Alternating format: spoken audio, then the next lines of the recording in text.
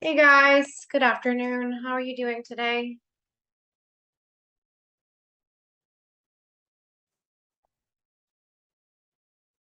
Hi, Hi, pretty good. And you? How was your day? good. Thank you very much. A lot of work today. How about yours? Poof, plenty of. I Good. have a lot of You have what, sorry? work to do. A lot of work to do. I can imagine. Hold on one second. Let me grab my notebook. Okay. Sorry about that. Jasmine, how was your day?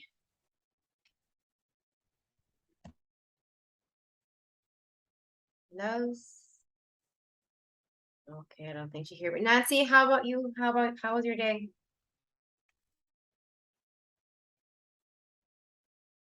Hello. Okay.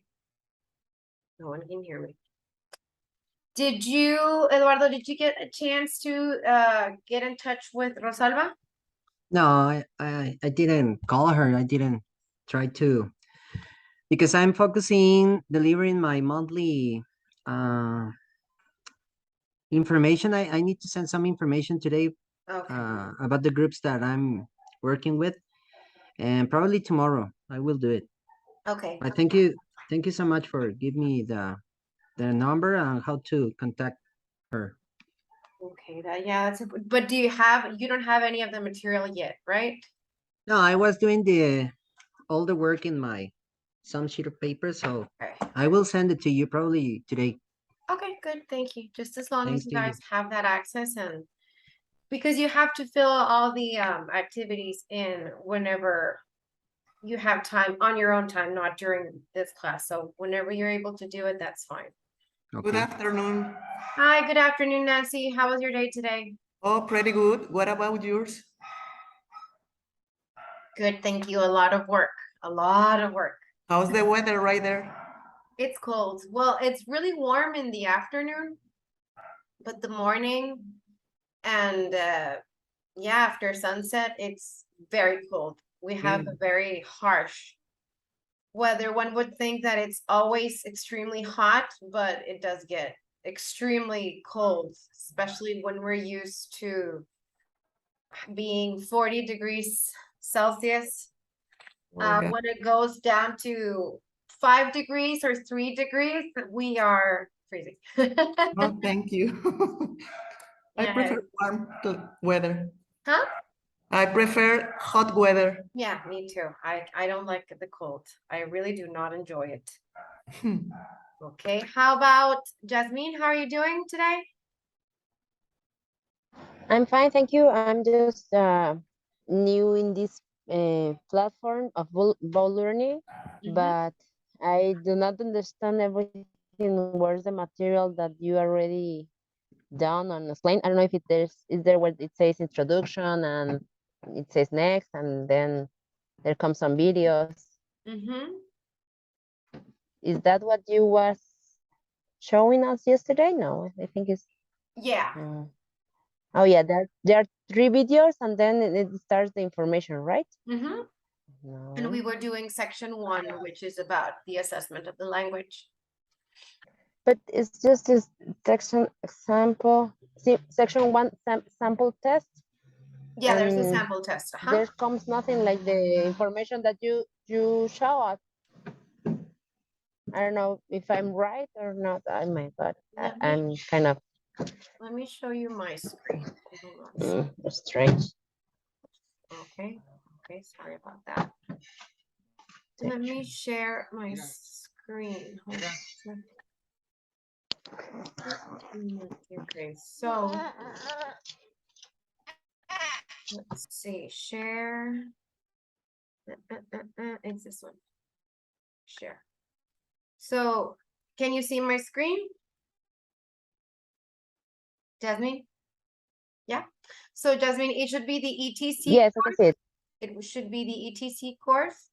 And it has a small introduction and section 1, which is the one that we were working on. Maybe I need to do it in a computer I'm sorry? because yeah. Uh-huh. Do you? Yes, do you I'm have- there, but in the cell phone, it shows difference. Okay, I understand. I was wondering how it would look if I used my phone, but I didn't want to risk it and I opted for my laptop. So I really do not have any idea. Do you have an access to a computer or a laptop?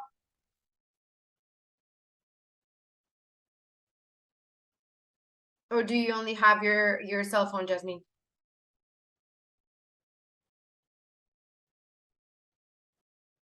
Hello? Okay. Okay, well, it's 5:10. I don't know if anybody else is joining. Let's start. So yesterday we were working with the writing skills development and assessment. Yeah. Okay, and we were working on, okay, over here. Sorry about that.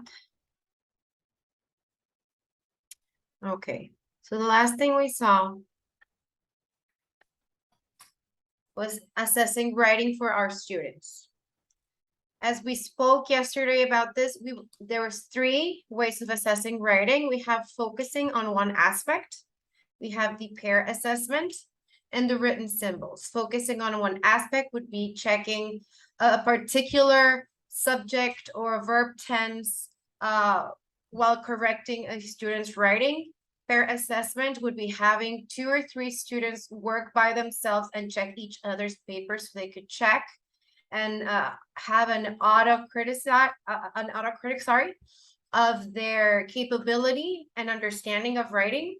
And finally, we have correcting our students' writing by writing symbols on them, which would be WO, which would be correcting the word order, or an S, which would be correcting spelling, VT for verb tense, underlining words, etc. Okay? Do we have any questions so far about the assessing writing part? No. Good. Let's continue.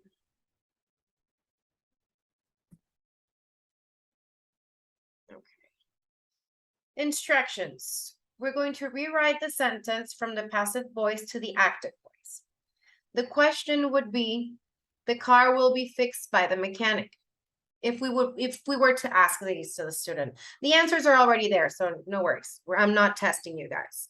We could have 2 possible answers from our students, which would be changing this question, sorry, this statement, which is in the active voice, and we want to change it, sorry, it's in the passive voice, and we want to change it to the active voice. The accepted answers will be the mechanic will fix the car.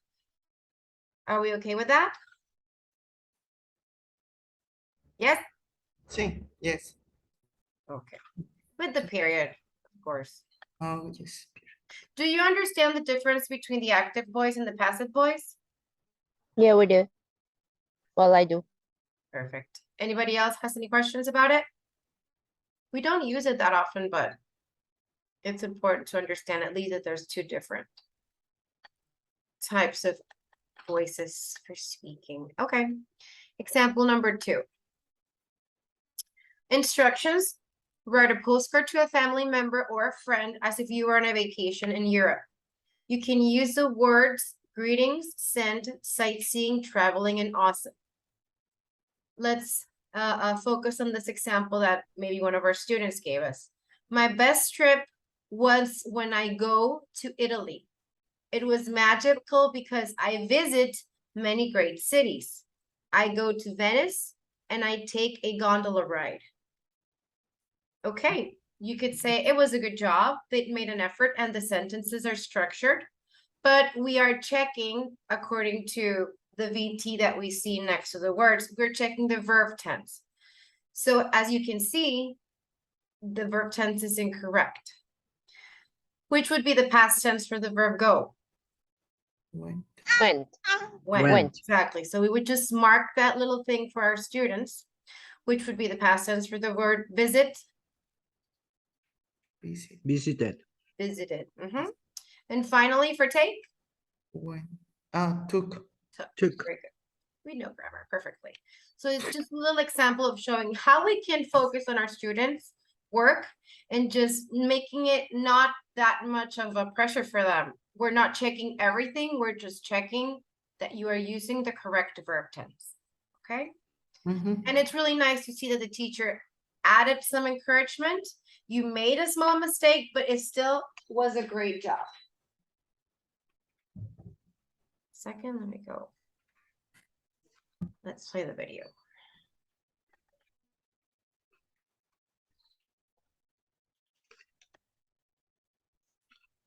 Let's practice a little bit with these exercise. The exercise is for participants to see different activities that are used when teaching writing skills. Plus, participants are also going to use the concept seen in this topic. So the first one is that you're going to be given some words, nouns, adjectives, and verbs, and you have to make sentences with them. The second activity, you're going to write a short story combining the words from the first task.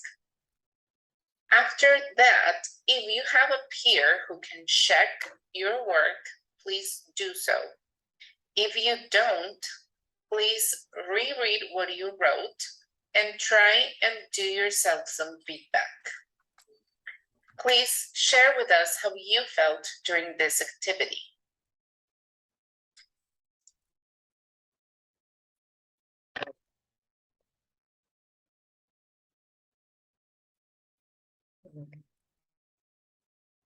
So the first exercise. This exercise aims for participants to see different activities that are used when teaching writing skills. Plus, participants will also use the concepts seen in this topic. You will be given some words, just as Rosalba said, nouns, adjectives, verbs, etc. And you have to make sentences with them, okay? You will write a short story combining the words given in the first task after you have all these sentences made, okay? Participants will check on each other's work, you will make necessary corrections, and you will discuss how you felt during this activity after we're done. Do you guys feel comfortable? Do you think it might be a little bit complicated if we have each other check your works, or would you rather check your work personally? Personally.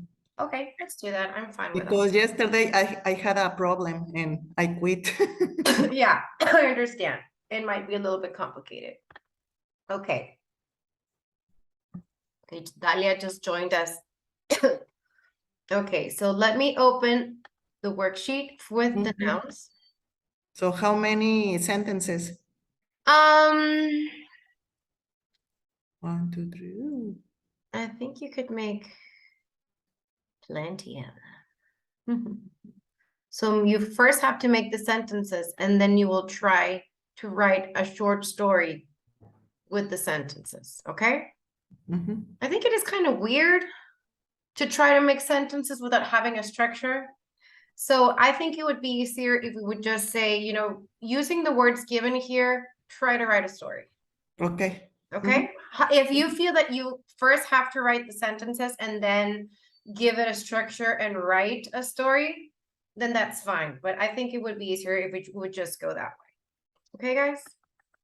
So it says 25 minutes, but if you feel that you are done before that, then just let me know. And there you go. This Okay. is the list. Actually, you know what? I am not going to zoom it in because it crops part of it. So computer, yeah. If I do this, it crops down to record. So I'll just leave it that way. You can read it, right? Are the words big enough for you to read them? Yes. Perfect. Okay, guys. So go ahead and let me know when you're done.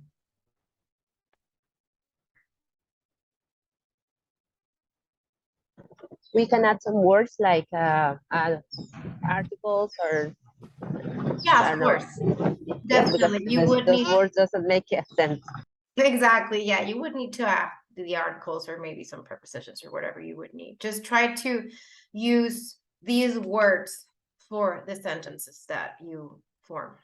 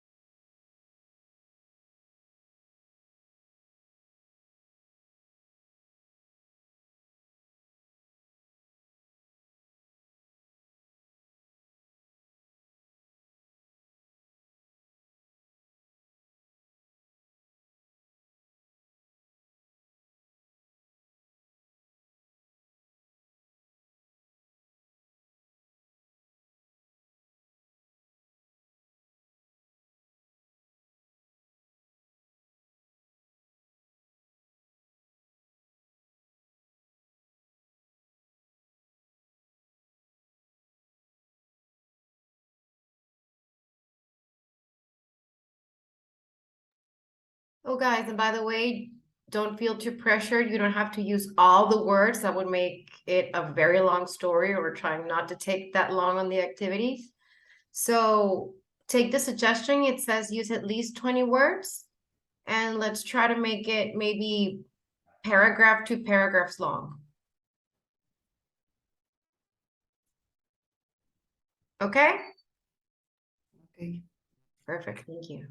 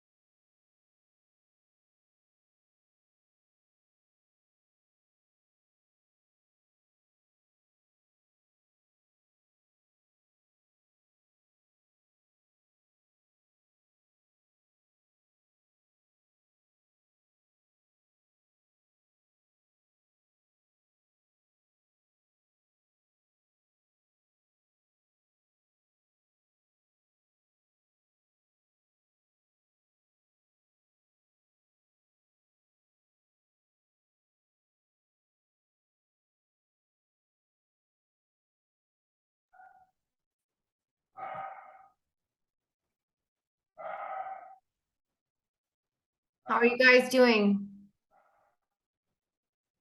Do you need more time? I think I finished. Nancy's finished. Eduardo? Do you need more time? Yeah, I already finished. Okay, what about Jasmine?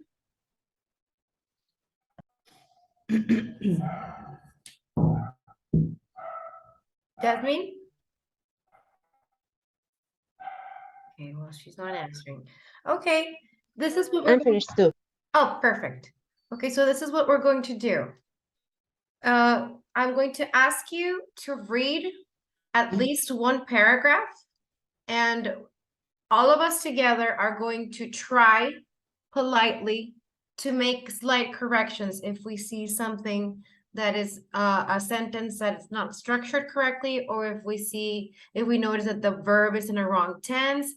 Mhm. And then on your own, a little bit later when you're at home, you can check your work by yourself, okay? Okay. So Nancy, can you go ahead, please? Okay. I don't like old-fashioned. I prefer to read books about computer, clock, TV, about high and low quality. And I see how humans wear and buy expensive headphones.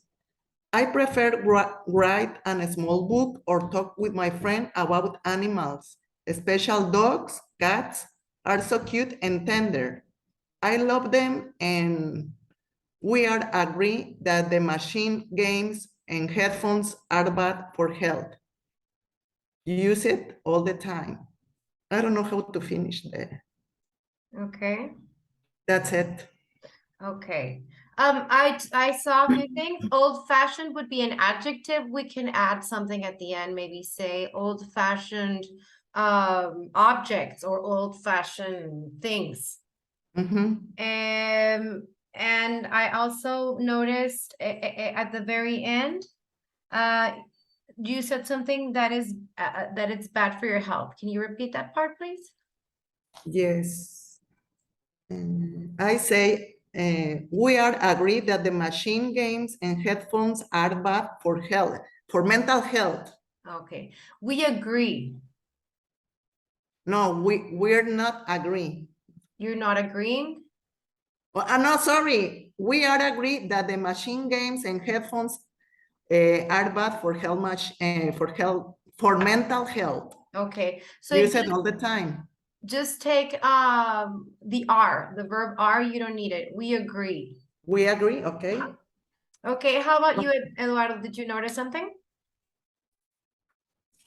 No, I think sounds good for me. Yeah, I also consider that the sentences were well structured. I did write maybe an article there that was missing, but I can't really remember. But the ones that I mostly noticed were those two.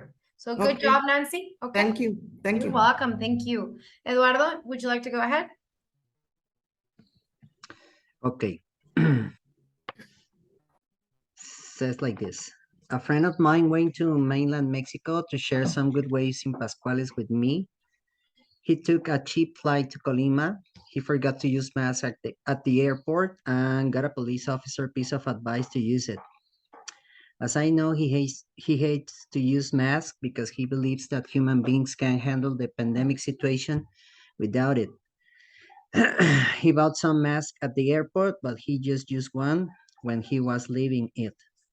He likes to listen to music so much, so I decided to give him some headphones for enjoying his favorite music.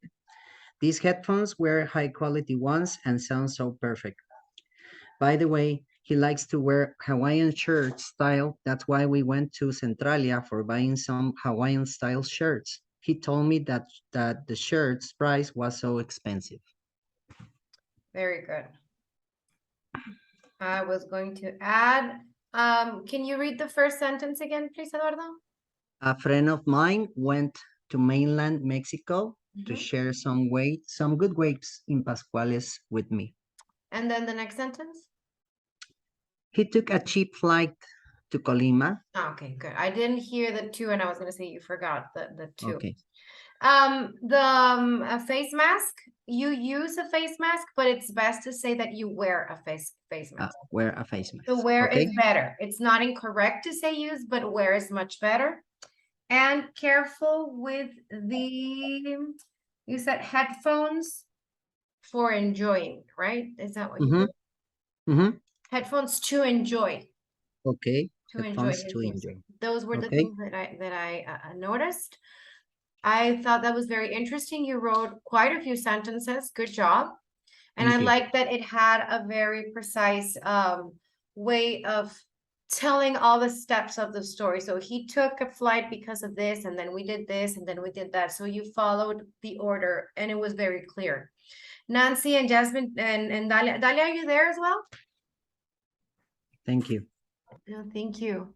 Does anybody else have anything else to add? No, it's perfect. Okay, Jasmine, Dalia?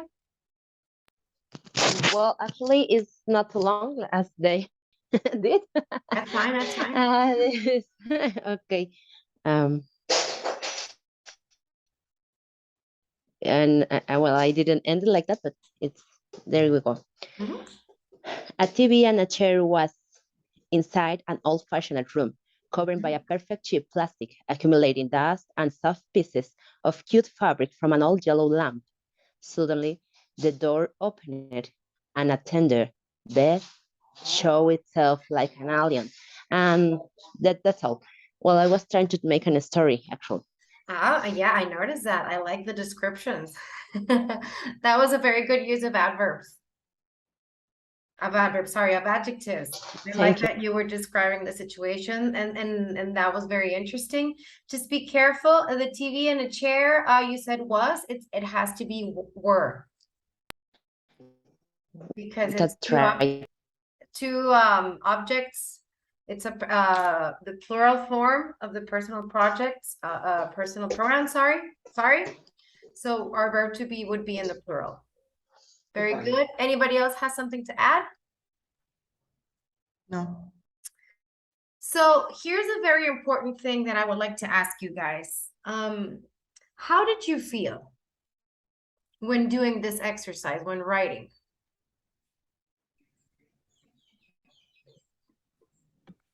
Who would like to? Well, I feel inspired, but also with this the complicated idea that I have to use those words as specific. So it's trying to make my brain. I understand. Yeah, it's challenging to just have to use only those words in the word pool, but it's a challenge, exactly. But did you feel comfortable pushing yourself to write? I think for me, writing it's not so difficult when the topic is pretty interesting for me, as well as for the students. It must be like that. Exactly. Very good. So Eduardo, you felt comfortable? Did you feel that it was a little bit more complicated because you had to focus on the words, or did you just flow with it? No, I decided to use my my topic because I love to practice surf, so I love to write about it. So it's not so difficult for me. Good job. Thank you. Who else would like to add something? No. Okay. Well, good job, guys. I'm happy that you felt comfortable writing. Thank you. I understand that not everybody likes to do it, but we have to. Let's continue. Teacher, Sure, I write a short story. sure. Do you want to share it? Yes. Perfect. Go ahead. In a far planet, a human lives only with his pets, a dog named Rocco and a cat named Sweetie. One day, the human found an expensive yellow bag.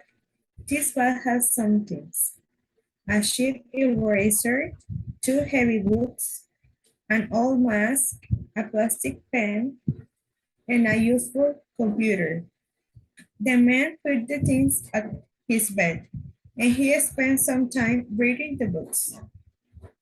He left his bedroom to get material to make a rocket to travel, because he prefers to live in a populated planet.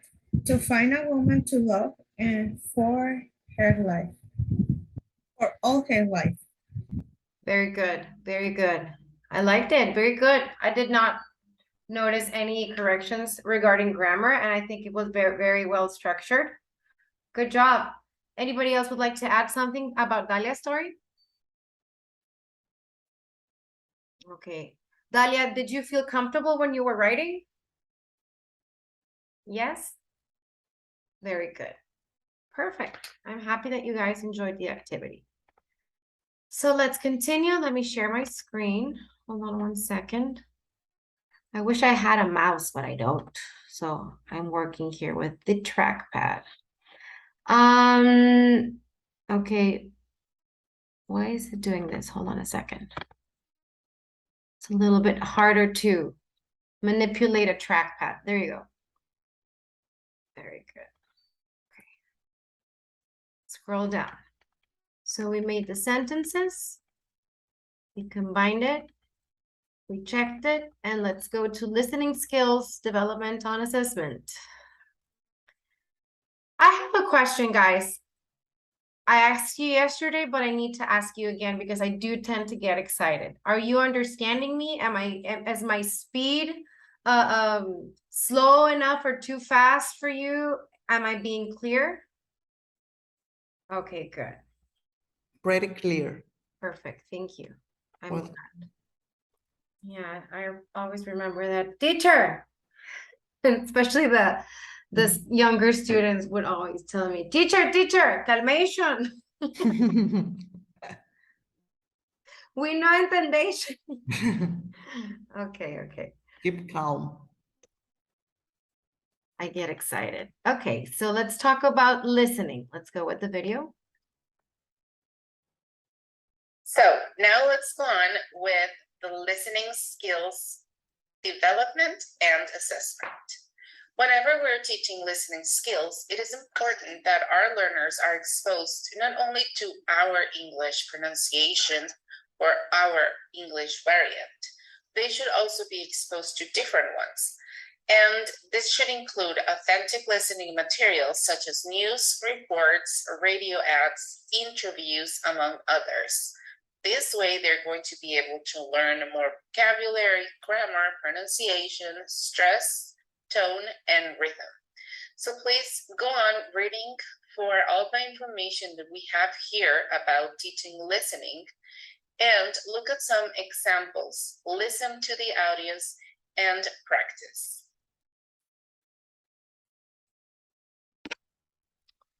Let's go ahead. Okay. So when we're teaching students to listen, listening skills when teaching our students, when doing so, it is important to expose the learners to the different variants of English. Teachers can include authentic listening materials such as news, reports, radio ads, interviews, among others.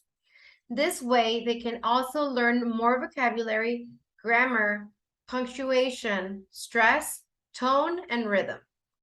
Some things to consider when we're teaching, just as the skills required to develop reading skills are the sub-skills that learners need to develop. Listening for specific information and listening for the general understanding of what is being said. Teachers can assess listening through while listening activities and after the listening activities. Listening skills can also be assessed with multiple choice questions, true or false questions, fill in the blanks, and give their option about the situation on the audio. So it's very similar to reading comprehension, but at this time, instead of reading, we're listening. And they don't mention this here, but I also consider important, and I've seen it in very many other materials, where we're listening to conversations and they have several actors interact, and some of these actors may have different accents. For example, we might have somebody who's speaking in authentic American accent, and then the other person involved is British, and we listen to a completely different accent, different words that we would normally not understand. And then maybe the third party involved in the conversation is from Australia. So there's another very different accent. So I think it's very important to try to involve our students, not only in the American pronunciation and the American way of speaking, because that would be just enclosing them to a small, even though America has globalized us all, it's just enclosing them to a very small population of people in the world that speak this language. And this language has so many variants and so many new words and so many things that if we do not broaden our horizons, we will just be completely stuck with that. So if you have an opportunity while you're teaching to add these elements, people from different regions of the world that speak English, that would be a tremendous plus for your class. Have you guys done that in the past? Having somebody videos or songs or people who clearly have a different accent from Britain or from Australia, or maybe people from the United States with a very thick Texas accent? Yes. Yes, can you tell me about your experience? Well, I have some friends from UK, another from UI. So Arabs have the tone very different, and when I talk to them, I got the same tone. I start to talk like them.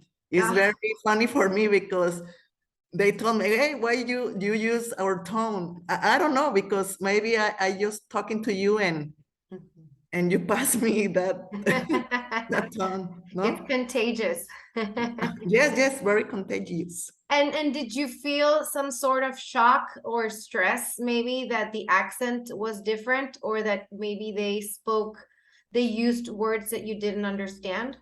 When I talk with Indian people, it's very stressing because they talk very quickly, too fast. So when I talk to them, it's like very fast. And it's a kind of headache when I talk with people with UK, because they talk like something in the, like a potato in the in the mouth, no? Yeah. So I have that kind of funny experience. No stressing, but when I talk with Indian people, it's kind of like it's complicated. Their accent is very but hard. I try to understand what they say. Okay, very good. Who else would like to share an experience with different accents? Dalia, Eduardo, Yasmin, have you had an experience? Dalia, go ahead. Well, when I was in the university, I made some activities with people from other countries, especially from the United States. And it's happened to me that talking with older people, I understand them better than younger, because younger use too much slangs. At the school, I didn't learn them. Also, I talked with a man from Germany, and his English was very, like, very rude. Okay. And that's all.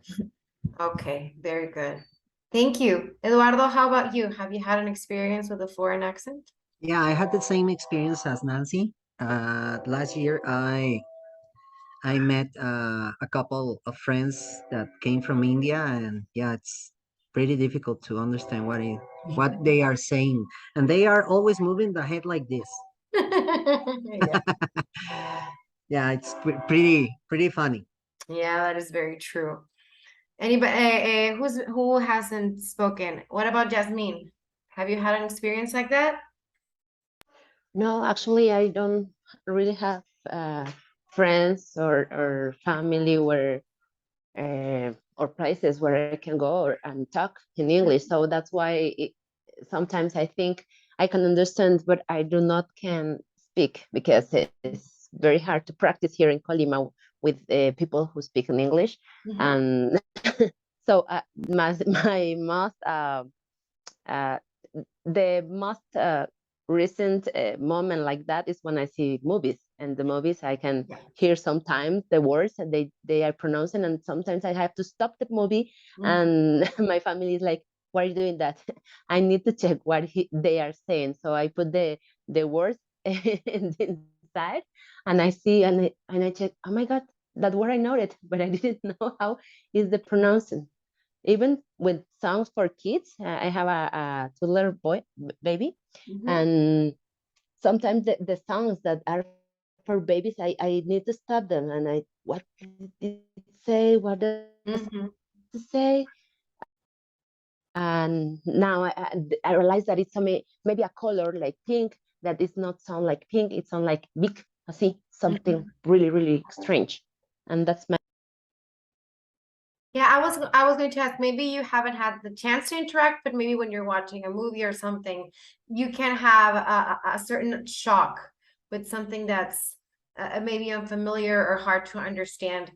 I have been speaking English since I can remember. I was my first day of school wasn't a bicultural school. And still to this day, when I'm watching, for example, Game of Thrones or House of the Dragon, I try to put subtitles in English because the accent is so thick. And there is a type of British accent that is very clear, but since there are very many, especially when they mix the Scottish accent, and that's like, oh my God, what did that person just say? And it's also very helpful because you learn new pronunciation of words that you had no idea because you're reading the subtitles at the same time. And that would be while watching TV. But I do remember I had the opportunity to meet a basketball player when I was working in Phoenix, Arizona, while I was in college. And I felt so embarrassed because he had a very thick accent and he was from Arizona, but his Black person accent was very thick. And I remember asking him, like, may I take your order? And he was talking and I'm like, what? And it was just so hard, and I felt really bad because I was in a group of international students and I could understand the English from all these other countries in the world and all these accents from my friends, but to this person it was just so hard, and I had to have somebody else come over and can you please tell me what he's saying because I cannot understand. So if that ever happens to you, it's very normal. And it's also important to share this to your students, not because we're the teacher and we have an expertise in the subject. We're not prone of being stuck in a situation where I did not understand what you just said.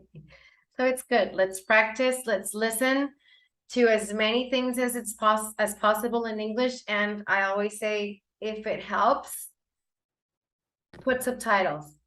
If you still understand what they're saying, turn on the subtitles. It will work. It will help you learn a lot of new words and a lot of different pronunciations. Anybody would like to add anything else? No. Let's go on with this. Invite somebody from other country. Yeah. Oh, I wish I don't have. I no longer move from Mexico, but I used to travel a lot when I was younger, sorry. I don't have that many international friends anymore. So let me just go scroll this down. These exercises aren't working over here. Okay. Let me share, and we're gonna do another exercise. Screen. There you go. So let's go on. Now you have seen some examples of how you can show students a listening audio and do some comprehension questions. So we're going to go ahead and do an exercise of what it would be like to have one of these examples. So the first activity is to discuss if they like to give and receive advice. Tell us, how do you feel when receiving advice? Do you seek for it or not? You're going to listen to two friends about having a problem. Is she asking for advice or not? Listen to the audio and pay attention to details. You're going to listen again and answer some questions. You're going to discuss your answers and write advice for people involved in the audio. All right? And I would like to know how you felt doing this activity and how you would change or what would you add in this kind of listening skills assessment. Very good. So I did not play the previous exercises because for some reason the audio on my computer for those exercises wasn't working. So I just skipped it to this exercise over here. So repeating the instructions. We're going to see activities you can do when teaching listening to your students. Participants will also use a concept seen in this topic. You will discuss if they like to give or receive advice. The teacher will tell them that they will listen to a conversation where they listen to two friends asking for advice. Participants will listen to the audio and pay attention to details. You will listen again and you will answer questions. What's the problem? What's the advice? Participants will discuss their answers and write advice for the people involved in the audio. You will also discuss how you felt doing these activities and you will share any observation, comments, ideas to teach listening skills and assessment. Okay, so let me go over here down at the very bottom. Here's the audio. Oh, hold on one second. Oh yeah, this is the audio for the conversation.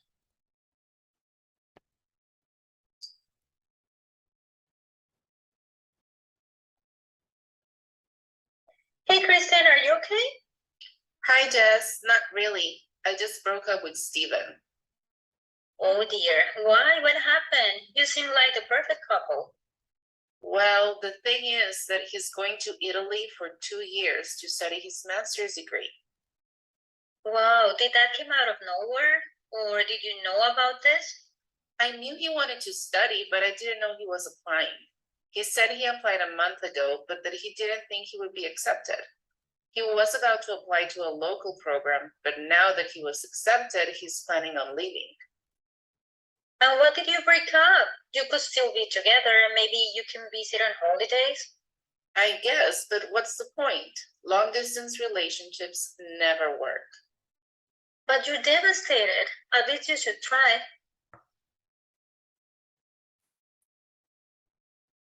Did you guys understand the conversation? Were you able to get all the details?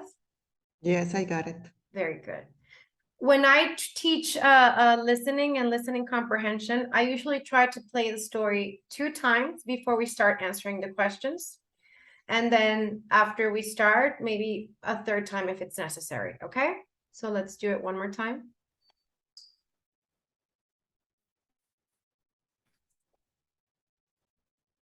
Hey, Kristen, are you okay?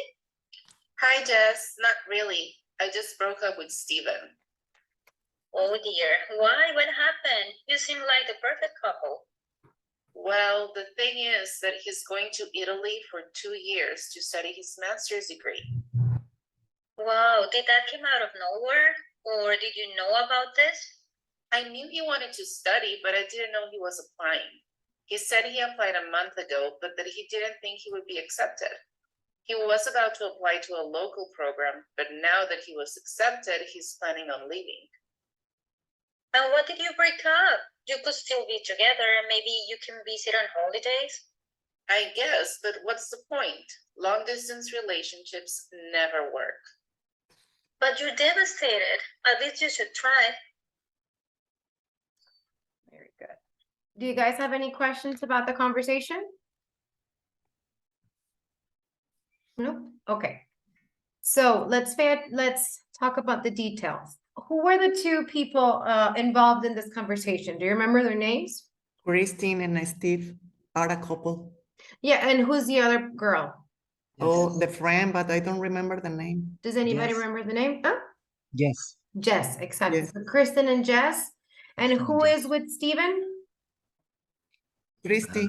Kristen, exactly. Very Kristen. good. What is the problem in the situation? They broke up. Who broke up? Kristen and Steven. Christine and Steve. Kristen and Steve. And why did they break up? He went to study to Italy. Yeah. For the master degree. Master Mhm. degree. Exactly. And that would involve a long distance relationship. What's the advice Jess gave to Kristen? Go That to visit him in holidays. To go to, did she mention that? She said that they should try. Oh, give it a try. Mhm. She said they should try the long distance relationship. Did Mhm. she add anything else? Any other advice? Mm. Well, visit him and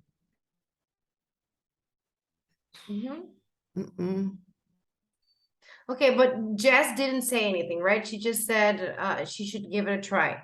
And now I'm going to ask you, and sorry, my foot was getting itchy. What advice would you give Kristen? So you would say to visit him in Italy, right? first at all, leave it and leave your boyfriend to study because it's very important to him. Yeah. She can go with him later. Yeah. Let's go all to Italy. And I can go with. Exactly. Go. Exactly. Does anybody else have any other advice that they could give Kristen? They told her that was a perfect couple. Yeah, they were a perfect couple. Exactly. Eduardo, do you have any advice for Kristen? Leave him alone. Okay. Yes. Okay. That's Agree. good. Okay. Yes. What about Jasmine or Dalia? Do you have any advice for Kristen?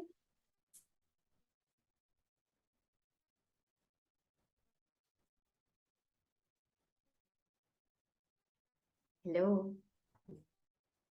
Any advice? No? Okay. Okay. Uh-huh. Like Nancy said, if the relationship is very strong, you can continue the relationship later. So it's okay to break up. To break and up. Then, yes. And then to continue when they are okay. And if he returns, and that's all. If he wants to return. Very good. Thank you, guys.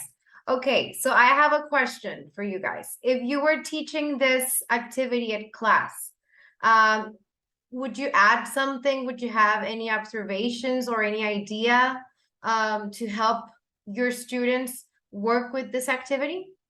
To draw it. Draw it. Okay, very good. You could draw this situation. See if they understood. Or, What else would you like to do? or kind of a action, like acting, something like that. Okay, you could act it out. I like that. I like that very much. Action. And see what they come up with. They make their little telenovela. Yes. Soap opera, says? Yeah, it's a little soap Soap opera. opera. But I think I like them better. I like the word better in Spanish. I know that's the correct translation, but I like the word telenovela. I think it actually it kind of went, the word stuck and people refer to soap operas for the English ones, but the Mexican telenovelas stayed because they're so iconic. Yeah, so it transcended in the word. Like I have friends over there that say I like to watch telenovelas. More drama. The drama. Okay, anybody else would like something? What would you do in your class?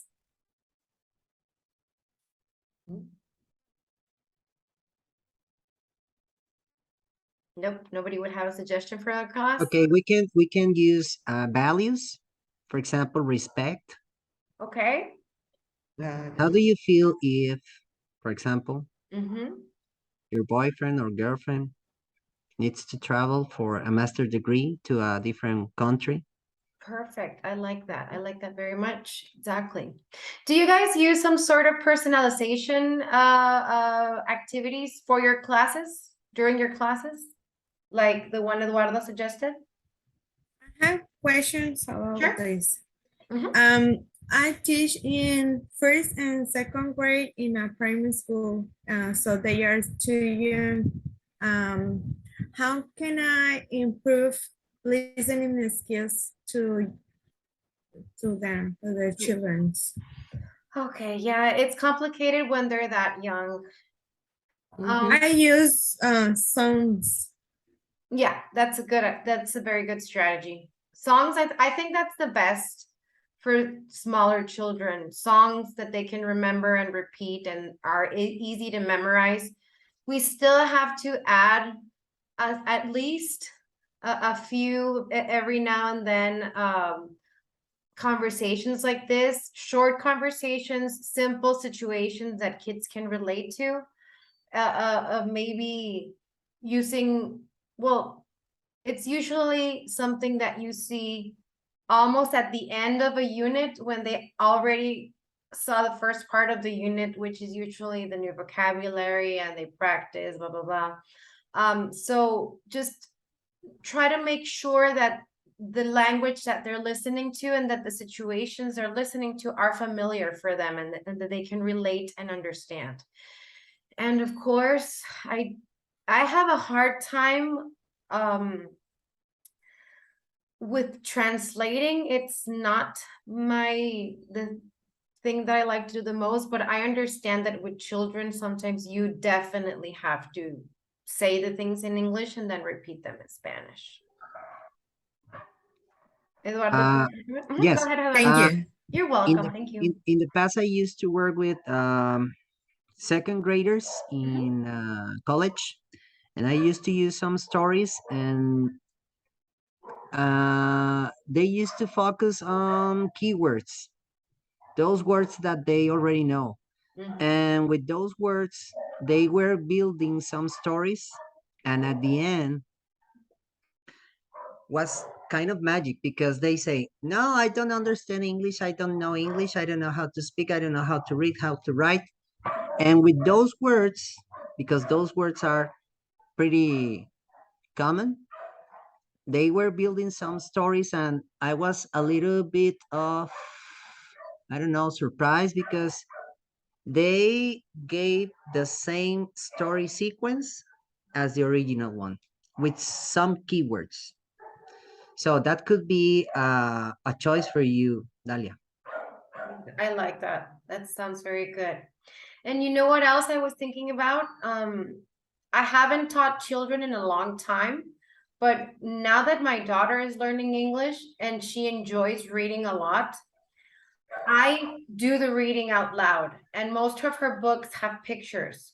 So I think that if you ever have the chance, because I understand that preparing material for children, oh my God, it takes such a long time to prepare an English class for younger students. But if you have a chance, maybe you can have flashcards with a scene from the story or something like that, and that while the story was playing, maybe you could pull out a flashcard that shows what is happening and then go to the next one and there's Lorena, you did it with us yesterday with the story about the three little pigs. It was the same as mine. exactly. But yeah, I think that with children that you have to draw or you have to find a picture, or that's why I like teaching adults. Children just take too long. I like my child, not everyone's children. Okay, let's go ahead with the with the presentation. Hey, my mouse got stuck. There you go. Okay, so I'm going to play the conversation once more, just to make sure that we have all these set. And while we're listening to the conversation, start answering by yourself. Just don't say it out loud. Answer number one, Kristen is sad because she broke her leg. Is this true or false? Just in your head, have the answers, okay? Let's go. Oh, come on, play.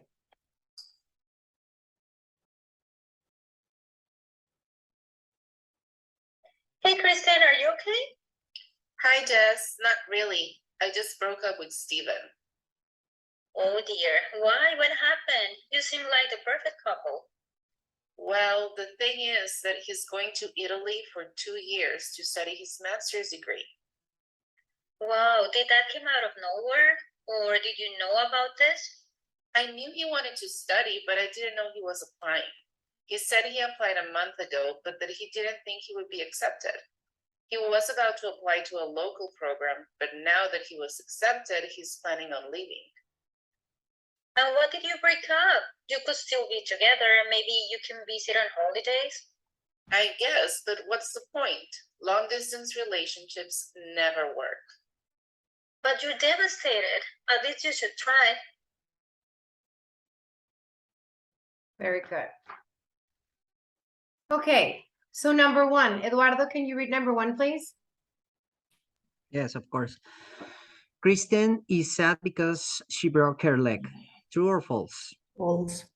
False. False, very good. Dalia, can you read number two, please?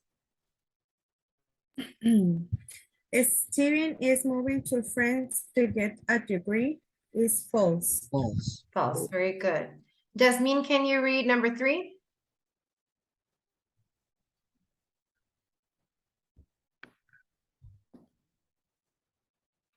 Is Jasmine with us?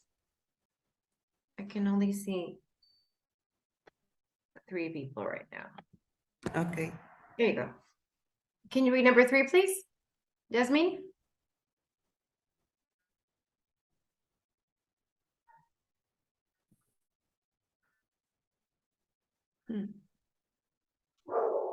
Okay. Guess I'm next. Yeah, Nancy, can you read number three, please? Okay. Yes is Kristen's sisters. False.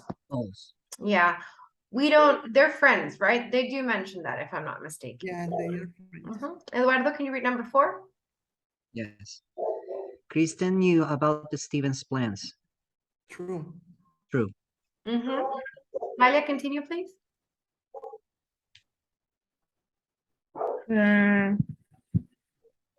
Steven applied a month ago. I think that True. is True. true. It's true. Six. Nancy, next. Kristen likes the idea about long distance relationships. True. Number 6 is true. Ah, no, false. Sorry, 6 is Exactly. false. It's false. Very good. Kristen, Number yeah. 7, Eduardo, please. 7. Jess is positive about long distance relationships. True. And Dalia, number 8. Steven was accepted at a school. Is true. Very good. Very good, guys. We have perfect understanding of the conversation. Okay, we already did this part, the questions after listening.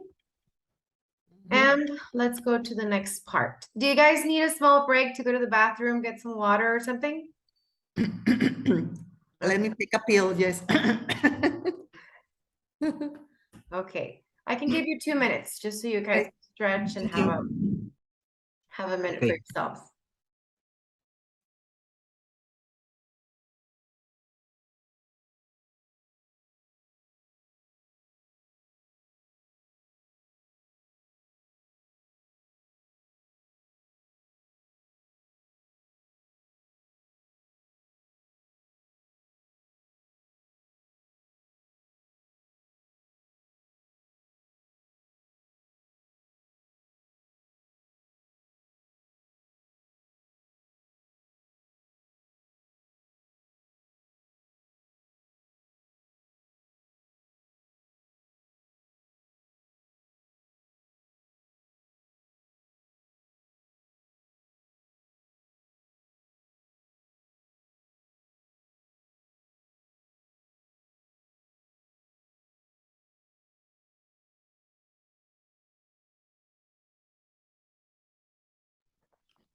Done.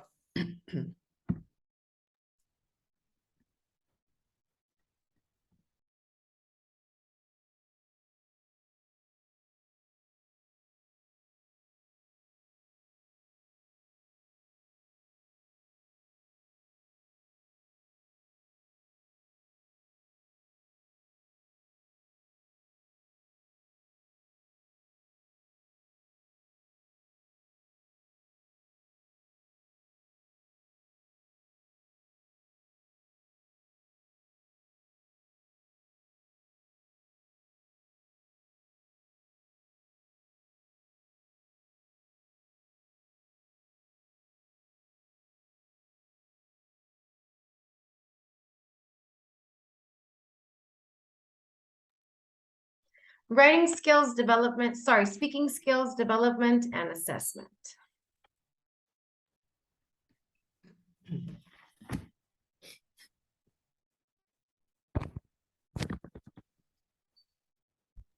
Perfect. So how did you feel? Did you give some advice to Kristen? All right. So let's go on to the speaking skills development and assessment. There are some activities that can be used when teaching speaking skills, like information gap, you know, where learners have to ask questions to their classmates to find information that they're missing. Also surveys about people's opinions or comments on situations, or whenever they're doing role plays, they have an opportunity to create a conversation, and they're also using their body language, and they're able to say it out loud. Another good example are debates. Learners can share their opinion about a specific topic and prepare what they're going to say with some reasons and arguments. Also, learners can practice their speaking skills when they're playing board games or any type of game when they need to talk to other people to complete the game, for example. Okay, so please go ahead, look at the examples that we have here, and then we're going to do the next activity. Okay. Right. Let's go ahead and talk about speaking. Some activities that can be used when teaching speaking skills are, for example, the information gap. This is when learners have to ask questions to their classmates to find the information that they are missing. Scroll down. Surveys are when learners go ask people or classmates about their opinion or comment on a situation, so they can see how many people think in a certain way. When doing role plays, learners have the opportunity to create a conversation, practice it while also working on their body language and say it out loud. With debates, learners can share their opinion about a specific topic and prepare what they will say with reasons. Learners can also practice speaking when playing board games or any type of game where they need to talk to other people to complete the game. Before we continue, going to the exercises. Let's talk about these options over here. This teaching, speaking options. Have you done surveys or interviews to your students in class?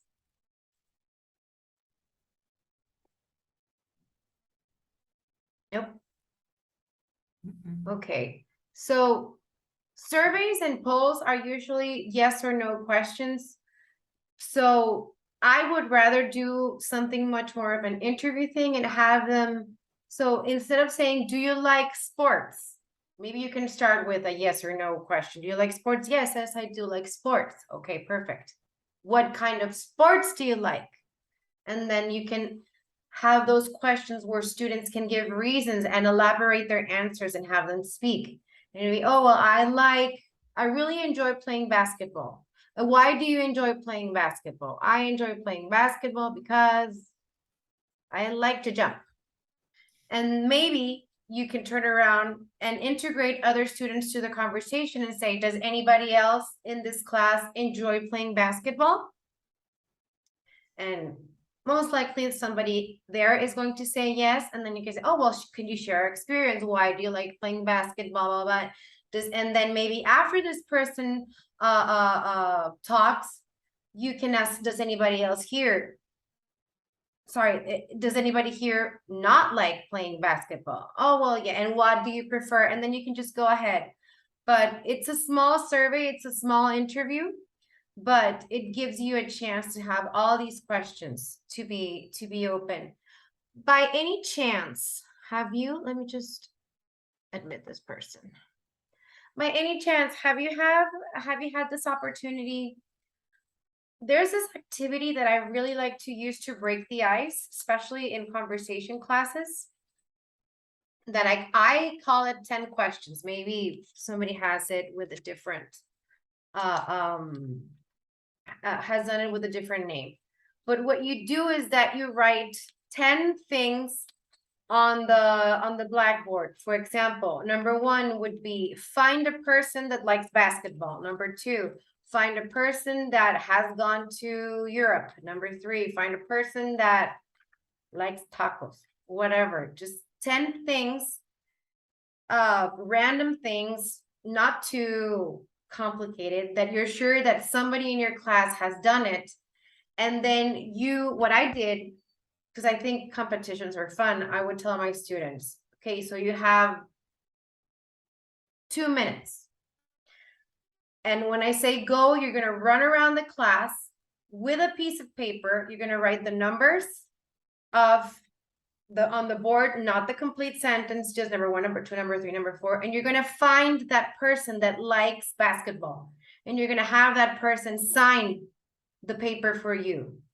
And after you get that person, go find that person for number 2 that likes, what did I say for number 2? Tacos. And the first person to get the 10 sentences, the 10 signatures, has to say stop, and that person wins the competition. So it's just a fun way to break the ice, and students go around and maybe they don't know each other. The condition is that they have to speak to each other in English. They have to ask the questions in English. They have to go around and say, do you like basketball? No, okay. Do you like basketball? Until they find that person. And they're done really quickly. But then that gives you an opportunity to, okay, we're done with the activity. Calm down, sit down. You like basketball. Why do you like basketball? And then it just opens up a whole atmosphere for speaking. Students are relaxed. They had fun. They laughed because they're running around and trying to find somebody. So I myself have had that experience with conversational groups. It works with younger groups that are not maybe that advanced, but it just helps have the conversation flow. Has anybody done something similar in their classes?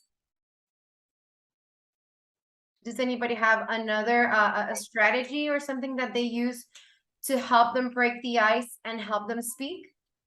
I actually. Go ahead. Hello, do you hear me? Hi, Lorena, do you hear me now? Yes. Thank God, because my internet is. I understand. Don't worry. Okay. Strategy similar, but not exactly, because we know before classes, like 10 photocopies for 1 month. Over there is a practice, a repetition of words, like do you like tacos, do you like some vegetables and stuff like that, that they get more information about some topics specific. So they have to practice with the classmate. The rule is that they cannot repeat the same person. So they have to go over there answering their questionnaire, their questions like, do you like tacos? Yes, I do, or no, I don't. And they it's just like that. They practice your answers and questions like that. And sometimes they get surprised, like, he likes pozole, teacher, he likes pozole. And I say, okay, well, we are in Mexico. It's obvious that most people like pozole. And some of them say, no, I don't like it. I don't like pozole either. And well, it's secondary school, and it works very well sometimes. And sometimes there are groups that are very silent and bored, and they don't want to practice. They just get with the classmate, with make the question, and after that they go back and don't speak nothing. Yeah. But the most groups try to practice and they get surprises like that. But it is not the very important for me. I'm going to take it. I'm gonna steal it because I like it. It's very different than what I practice, and I like it. Thank you. You're welcome. Does anybody else use this strategy, something similar to survey or interview for your students? Okay, let's go to the next one. The other one was the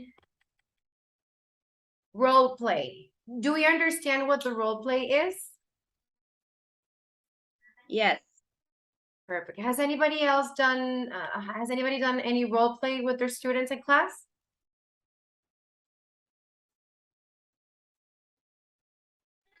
I have done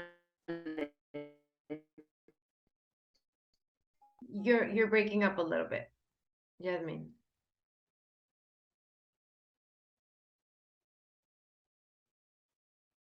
Dalia, you said no. What about you, Nancy? Have you done any role play with your students? I didn't do role plays with the students. They do a little conversation between two puppets. Okay. Like, hello, how are you? And that's all because they are too young. They're younger. Okay, but that's really good, especially since they get to use their body communication, not necessarily with their body, but with their hands. So that is really good. I like that. Nancy, have you had that Yes. done past? Go ahead. I do the same because I have first and second and third level. Mhm. So I try to do some funny, funny moves, like introduce myself with another one or put some examples with football, soccers or singers. You know, I tell them, okay, you are an example, you are Messi, she's Shakira, so try to have a little conversation. That's fun. I like that. It's excited for them. Yeah, and they can relate to these characters. They know them. Very good. Eduardo, would you like to add something? Yeah, at the beginning of the scholar year, we did an exercise about likes and dislikes, introducing myself, and yeah, we were working using that exercises. Okay, very good. In my class with the beginner and intermediate, especially with the beginner level, since it's hard for them to formulate complete sentences and sometimes it's hard for them and they get shy when speaking, I would usually have reading comprehension activities or listening activities that were also written down in the book. The script of the conversation was in the book and they could read it. So I would tell the students, you are person A and you're person B, and you're going to read it, but you know what? You're going to act it. And I want you to overact it. I want you to say, oh, hello, or something like that. Even if you feel like it's ridiculous or whatever, but if the sentence is happy, make it super happy. If the person is angry, like, well, I am very angry. Just exaggerate your emotions and your feelings so that you can understand not only that you're reading, but it's just a little bit of a different way just to understand and memorize what you're saying. And with the older students, the most advanced in the conversational classes, I had a beautiful experience with one of my groups. I was having a hard time just planning my class because we did not have a structured a lesson plan for the whole course. We have to follow our own what we wanted to do that day. So I was running out of ideas and I found a box in the teacher's room with all these objects that the preschool groups had. Just a teacher left them there, and there was a phone, fruits, a small box, just a ball, random things, just random, completely random objects. And I came in the group and I said, this is what we're going to do. 5 and 5. There were 10 total. You're a team, you're another team. here are the objects. You're going to make a story. You have 5 minutes to make a story. You're going to be actors, make up a storyline, and just improvise, go with it. Who wins? The one that makes me laugh the most. And they came up with really funny stories. Don't ask me what they were about. This was a very long time ago. But I love the fact that they were so creative and they were so funny. And because they were being so funny, they were not shy. So they just opened up and they just made up all these ideas and they used the phone and then, oh, well, I don't like bananas. And they threw the things around, and it's just a very, very simple way of just having them speak and making up these characters in their minds that they were. I was surprised. I think it was like one of the first classes with that group, and I was surprised that they were so fluent and at the same time that they were so creative. I thought they were going to be a little bit shy. So that was my experience with role play. Sorry, I really enjoyed doing the role play. Let's go to the other one. Debates.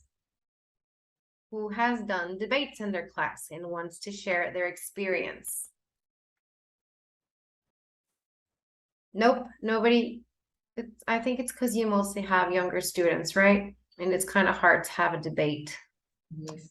Yeah, I understand that. Yeah, I've done this with the conversational classes, and I just tell them, you agree, you disagree, you're the moderator, period. And they just, if they agree in reality, but they have to act like they don't, they just make up stories and they think it's funny. But debates are also very good for practicing speaking English. And finally, who uses board games and other type of games for their students during class? I use a keyboard. Keyboard?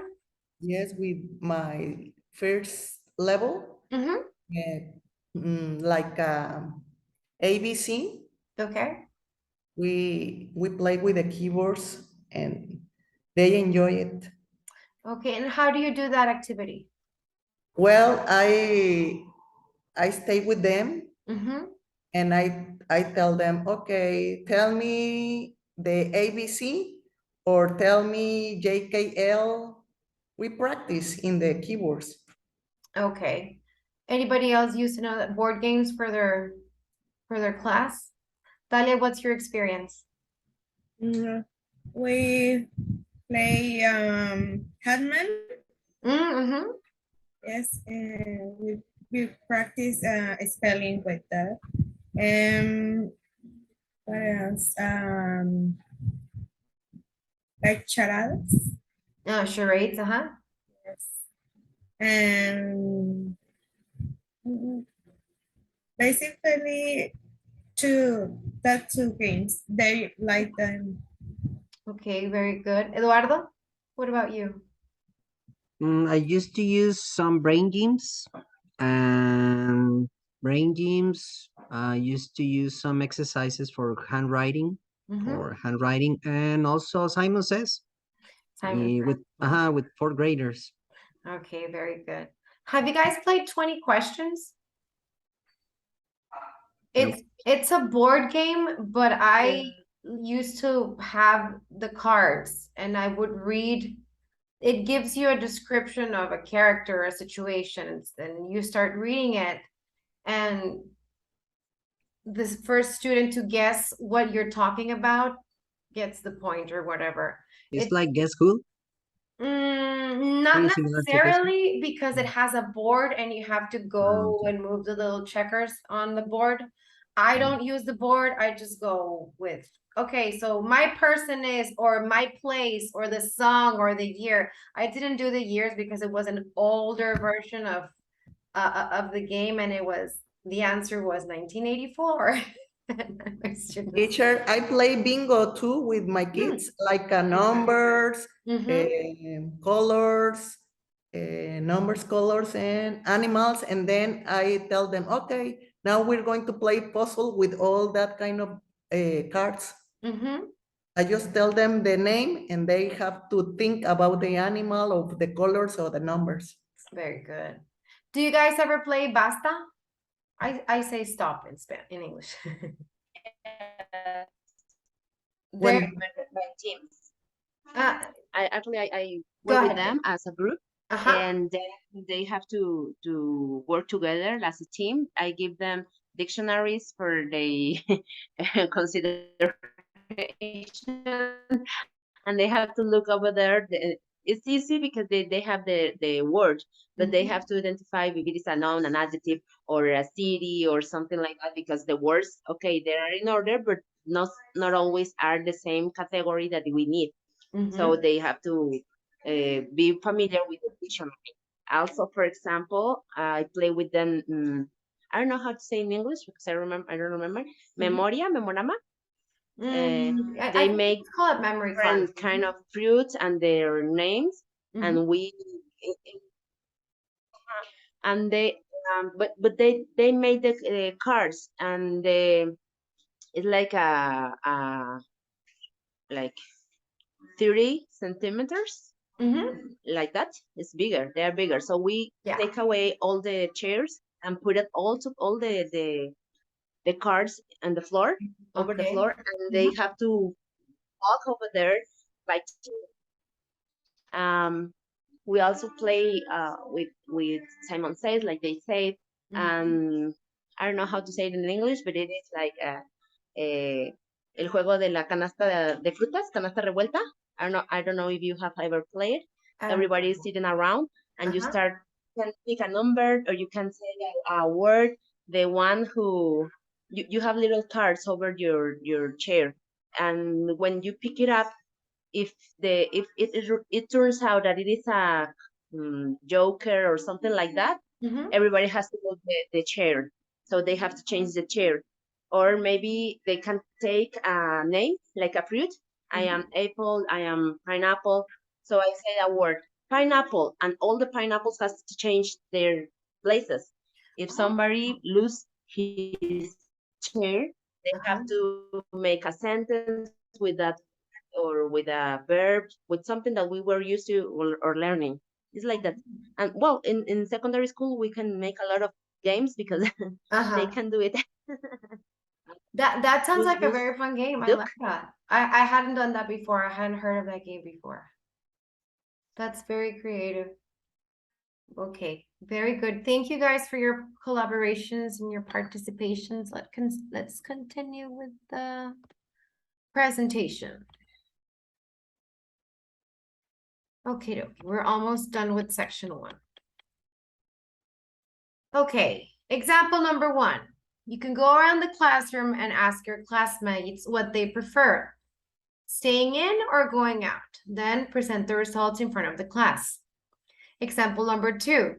Create a conversation with a partner about 2 tourists in New York. It has to be 3 minutes long. You will present it in front of the class. And another good activity would be example number 3. The class will be divided into teams. One team will be in favor and the other one against.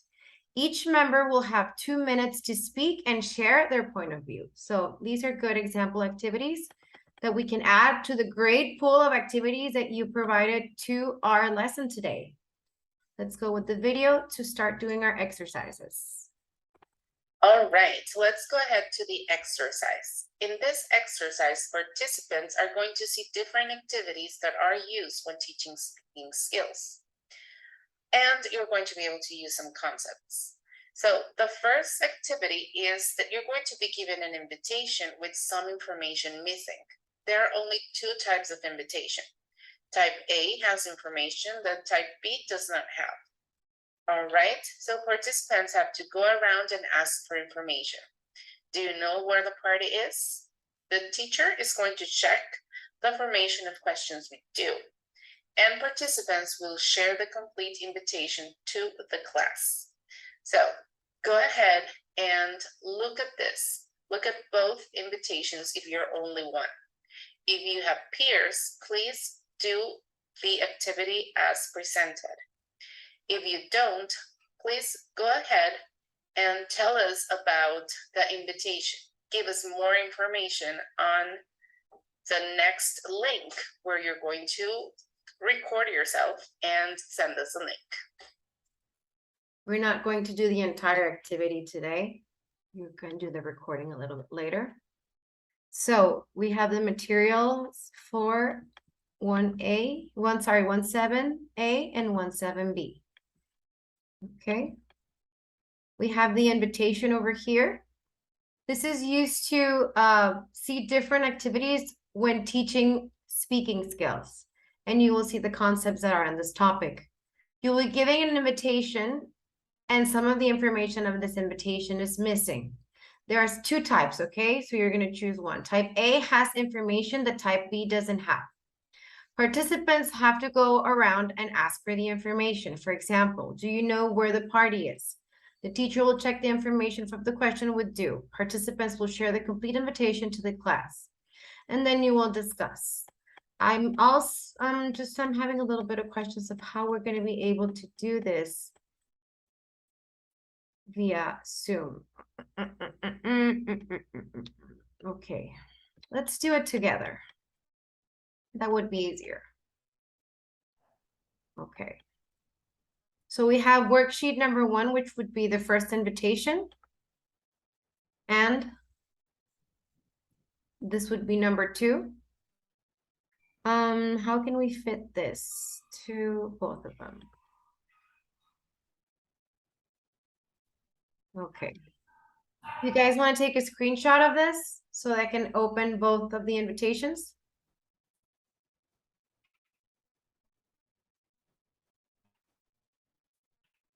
Ready? Yes. Okay, and the other one.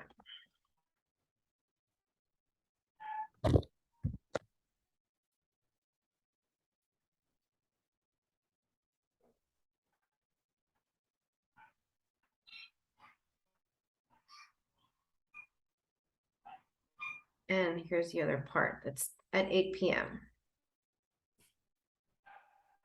So just make sure that you have all the information for both invitations. Okay, so let's do this together. Who is this invitation celebrating? It's in honor of who?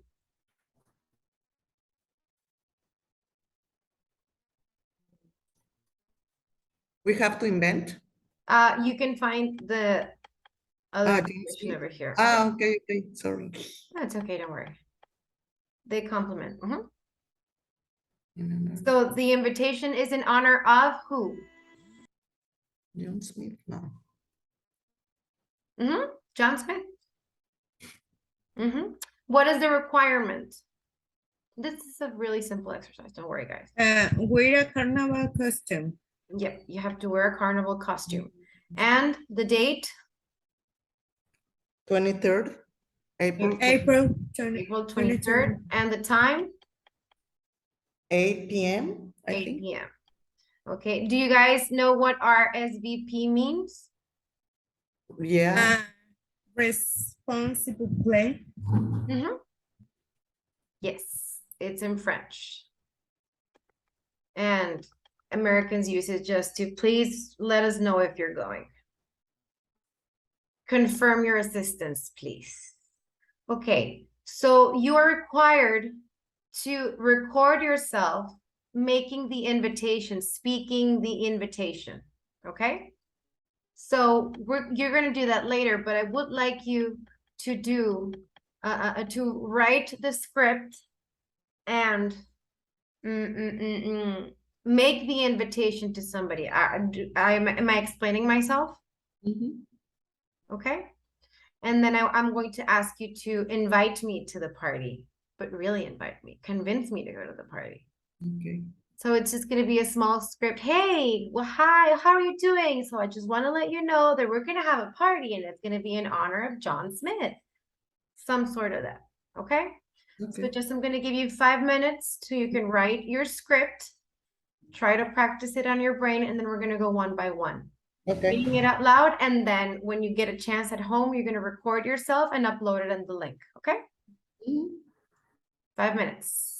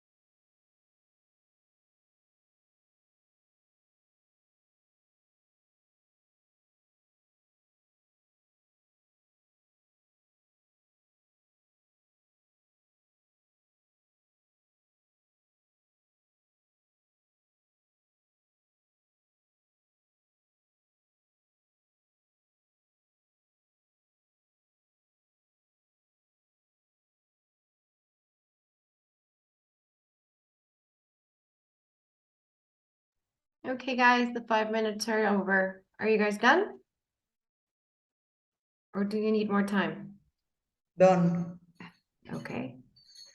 Is everybody else done? Yes?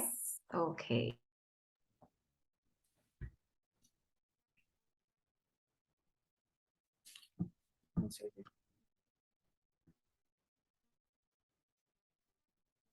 Sorry.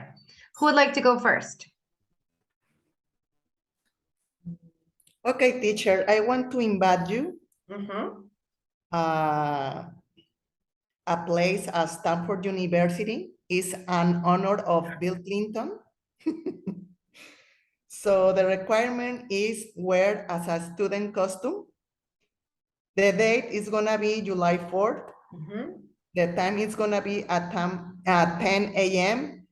The speech is gonna be very interesting. I want you to come with us because it's about business. And the speech is gonna be by Elon Musk, Mark Zuckerberg, Warren Buffett, and Jeff Bezos. It's about our 125 anniversary. Very So hope you can come with us this July 4th at 10 a.m. perfect. Thank you. Thank you, Nancy. Very good. Thank you. Okay, who wants to go next?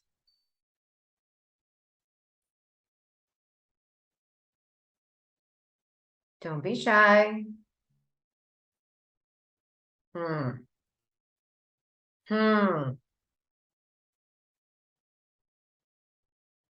Jasmine, do you want to go next?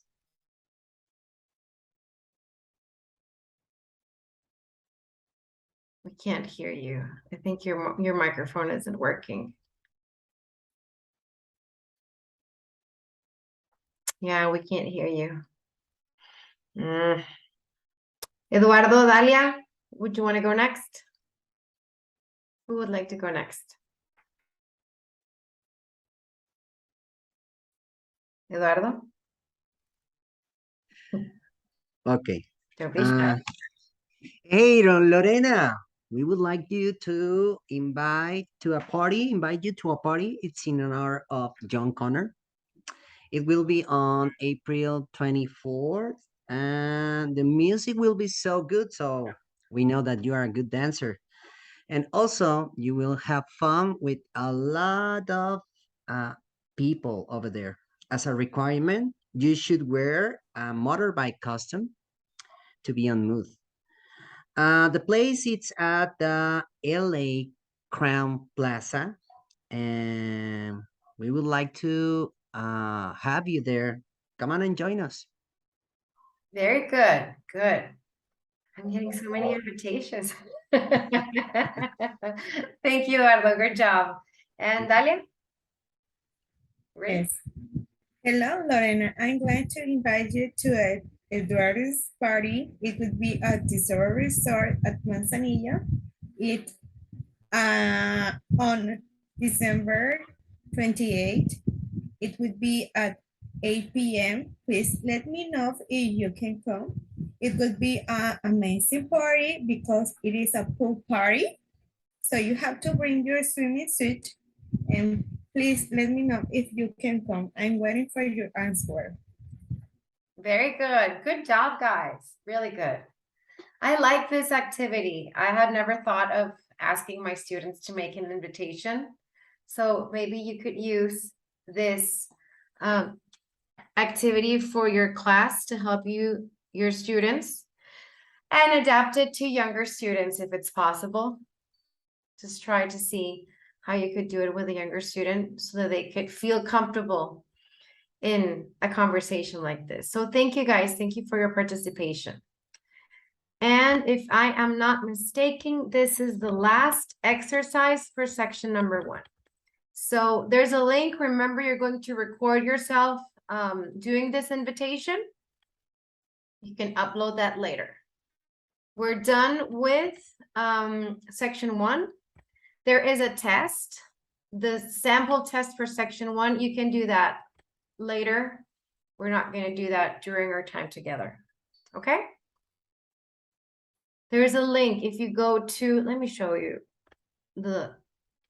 how it would look. Hold on a second. This one, share. Okay. So if you go in your Oxford platform, you are going to see section 3 sample test.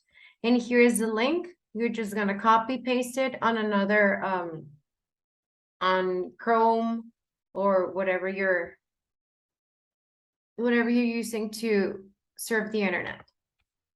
And I'm not sure how long it lasts, but it's not that complicated. And on that note, let's start with section number 2. We have an hour left before we continue. Do you guys need a small break? Does anybody need to go to the bathroom? No. No, everybody's good? Okay, let's start. So we're going to talk about education and theories and practice. Hi, how are you? Welcome to section 2. Sorry. So if you're here, you already did section 1. How did you feel?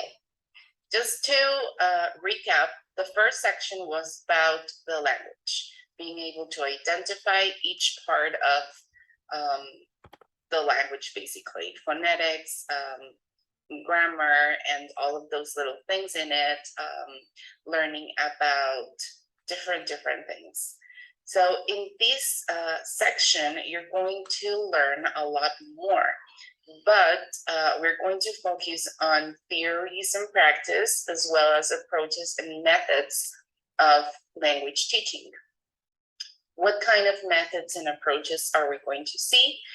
We're going to go to the direct method, grammar translation, audiolingual, the structural approach, the total physical response, communicative language teaching, natural approach, the task-based language teaching, Suggestopedia, the silent way, the functional and notional approach, also the test, teach, test approach. After that, you're going to be able to see some of information on acquisition and learning of English as a second language, some ideas about classroom management, effective use of teachers' resources, teachers' roles, lesson planning development, error and mistakes and effective feedback, as well as assessment strategies. So if you see from this information, you're going to have a lot more resources, a lot more information on each of these topics. And it's a little bit longer. So the first part is around 20 hours with the book, with this virtual course, and this section is 30 hours, okay? So we're going to ask you to do some essays, we're going to ask you to record and do different things that I'm sure you're going to love. So without further ado, welcome. And if you have any questions, please remember you can send us a message, an email, or here on Google Learning.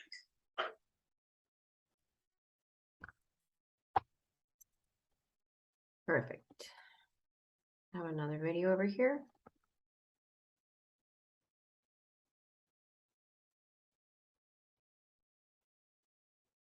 Okay, so let's go on to education theories and practice.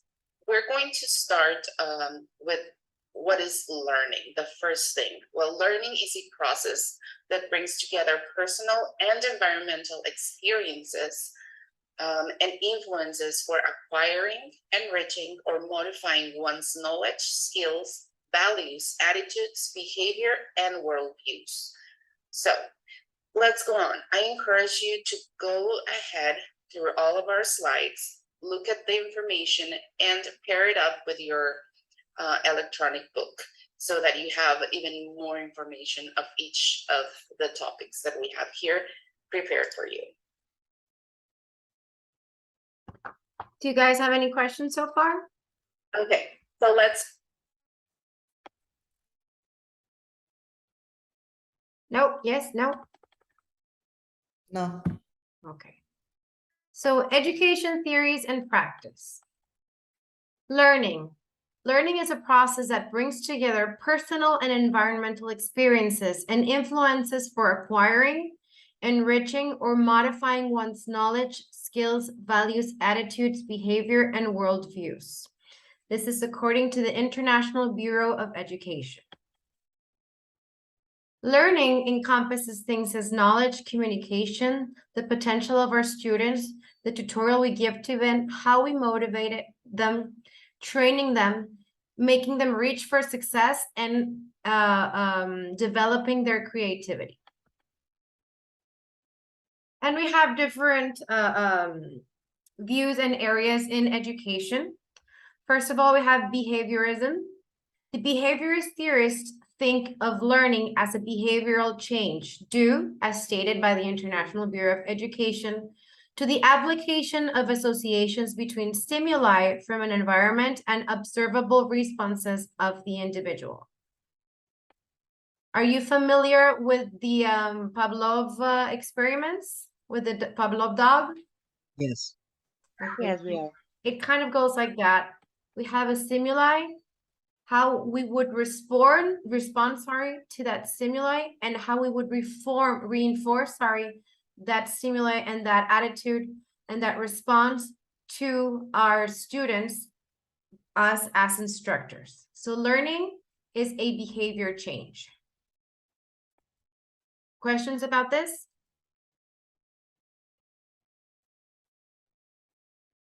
Okay. Cognitivism. Cognitivism wants to assign a bigger role to a cognitive side, thus becoming introspective in its approach. A student becomes an active agent during the learning process. This is according to Bengal. Cognitism would be concentrating on the mental activities of the mind. So the learner is processing data, let me zoom this. In the viewpoint of learning, which would be internal, we would have structure input given by the teacher. The student would be processing that information and memorizing that information like a computer, and then they would come out and they would produce an observable result, an output. Us as teachers would control and plan the learning process, and we would increase its complexity depending on how we see our students grow and advance to the information that we're teaching them. Some of the preferred activities in this approach are classical of the language learning classroom. These would be lecturing, which is what I am doing at the moment. Researching, which is some of the things that we would ask you to do a little bit later when you're doing those essays and all these activities in this part, in this section of the ETC course. Reading, which we have been doing so far. And memorizing. At the moment, we're not asking anybody to memorize anything, but I'm very sure that in the past or some point in your educational career, you have had to memorize in some sort of information.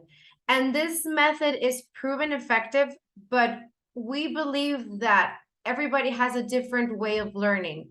And for some other structures and other ways of having this information is better for them. So not everybody learns the same way. I don't like memorizing, for example. Continuing. Constructivism. Constructivism was a total move on the previous approaches. Constructivism theorists think that learners are not passive recipients of information, but rather they're active knowledge builders, or as the International Bureau of Education puts it, they're sense makers. If we zoom over here, we can see that there are 5 steps of constructivist approach. This approach has the steps that would be engaging, exploring, explaining, elaborating, and evaluating.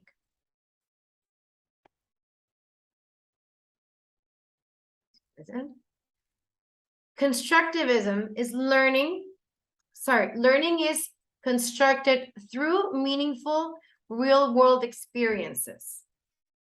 Student culture, student experience and background, their active engagement, their perspective, their constructed, and their problem-solving skills is what would help them learn. So this would be something very similar to learning through empirical experiences that would be affected, sorry, by everything that forms the student as a person. Sorry. So if we put these theories in a Venn structure, we would see that they do share some points. Behaviorism, cognitivism, and constructivism share that students are in charge of learning. Behaviorism and cognitivism share that it's learned in stages through social interaction. Behaviorism and constructivism share the drill and skill practice with positive reinforcement. And cognitivism and constructivism share problem-solving stages and guiding. Are we okay so far? Do you have any questions? No. Have you used any of these forms of teaching in your class? Can you share an experience?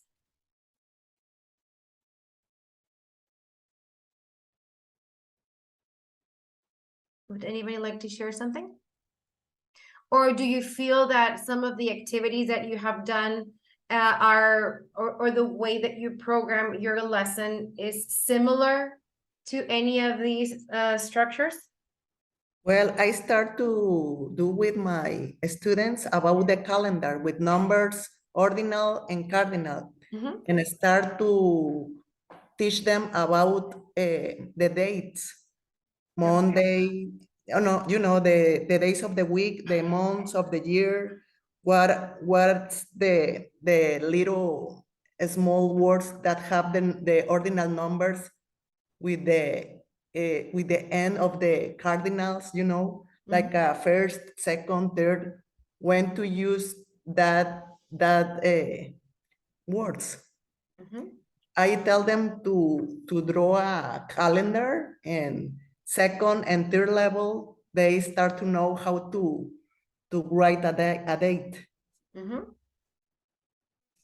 That's it. Okay. And Nancy, of these this activity, what type of theory of the ones that we just saw, what theory do you think it fits in the Cognitive, I don't know how to pronounce this. Cognitive. Cognitives. And constructivism. Can you tell me how to pronounce them, please? I know they're long. Cognitivism and constructivism. They're long. Constructivism and I know cognitivism. Yeah. They're a little bit hard.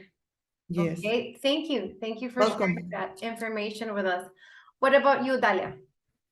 Me, I'm using all of them, but not at the same time, because I need to behave at the first moment because they are too young, is in first level. So then they have to memorize. So I need to practice the vocabulary by repeating. So I do response and reinforcement and stimulus at the beginning, and then I can move on to another type like TPR, total physical response, and the others like constructivism, when they have tools to make something. Yeah. Very good. Very good. Thank you for sharing this information. Does anybody else want to share anything? Do you hear me now? Yes. Thank God.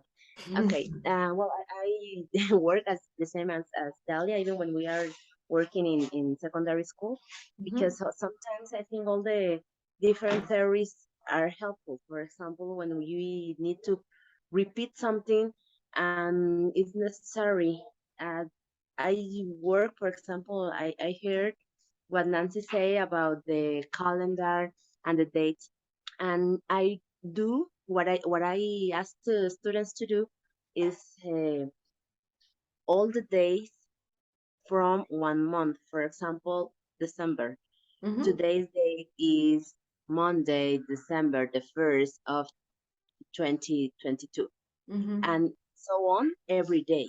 So somehow they are repeating, and that's a conductualism, mhm, conductism. Sometimes, for example, when we work with role plays, they I give them a topic and they just develop all the information that they need. They search, they work together, they make a whole big soap opera, and then they showing up. I think though sometimes they make me feel like, oh my God, I am a good teacher.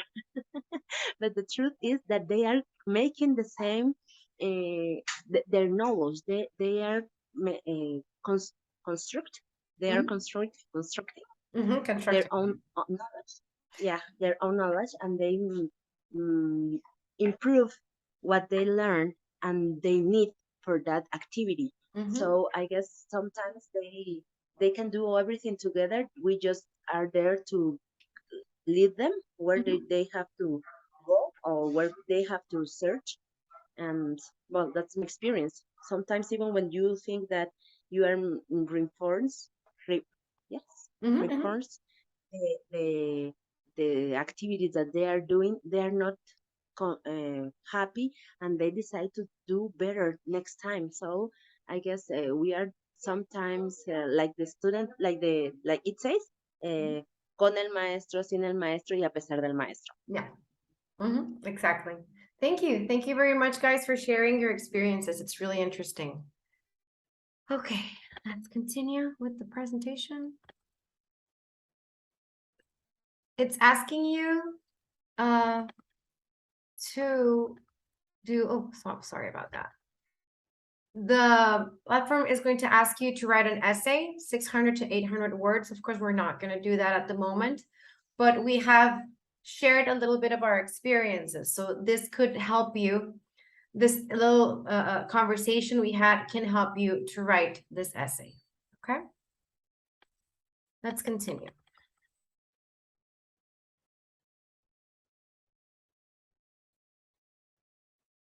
Okay, so how did it go with your essay? I hope you already did that. Let's go on with the different approaches and methods in language teaching, okay? So what is an approach?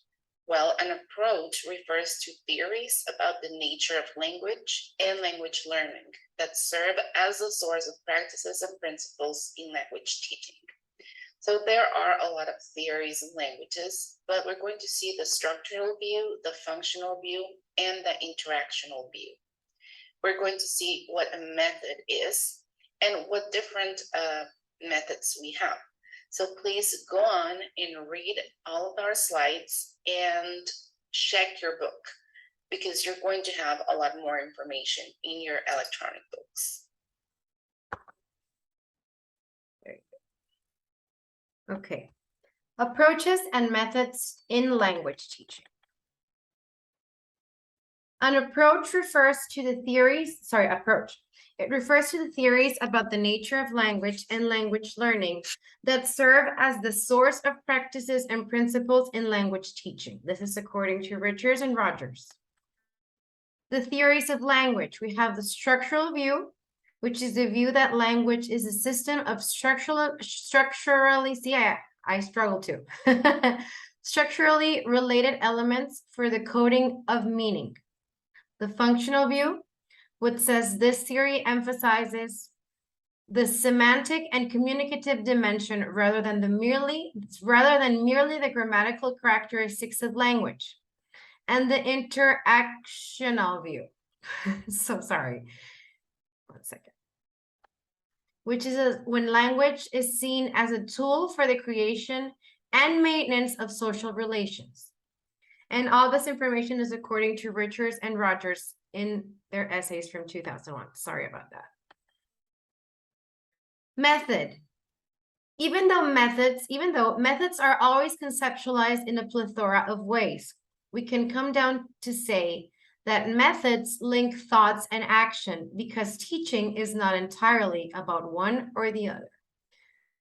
This is according to Larson, Freeman, and Anderson. Oh my God, sorry. Okay, the direct method. This is known all around the world for its association with the Berlitz language schools. In this method, the students are asked to dive deep into a world where everything works, exists, and progresses using English. There is no chance for the maternal language to shine this time. So if we see in this illustration over here, they're all speaking English, 90% speaking. Come try it, me neither. I'm not afraid to talk anymore. I go to the Method School of English. Wow, you speak English really well. I'm very fond of this. I try to make my classes entirely of only English. I do understand that it is not always possible. I would like to ask you guys if you have an experience that you would like to share, especially since you guys work with younger students. And most of them do not necessarily come from a bilingual educational experience, since even way younger than when you have them right now as your students. So how have you handled these situations? Do you translate? Do you only use English? What could you share with us?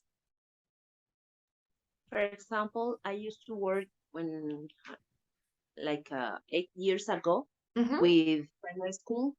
I teach them one class per week. Then the younger boys and girls were better to learn than the olders, because olders, they got this information from the parents about, you don't understand anything. What did you say, teacher? I don't understand what you say, teacher, in Spanish, because I don't understand, and words like that. But the kids look for first and second grade, they even used to see me like a second mother. You get in the classroom and they run, they hug you, and I all the time was talking in English. Obviously, easily words, keywords like Eduardo. I don't remember his name. He said the keywords that they can identify, and with flashcards, and all the time they started to talk to me in English, and I felt very pretty. I don't know. I feel so emotional because I realized that they were learning and they were practicing in house at their house, and they were not dramatic with my English. They all the time were like this, teacher, teacher. I sang the song to my plant, because we used to do some projects with different signatures.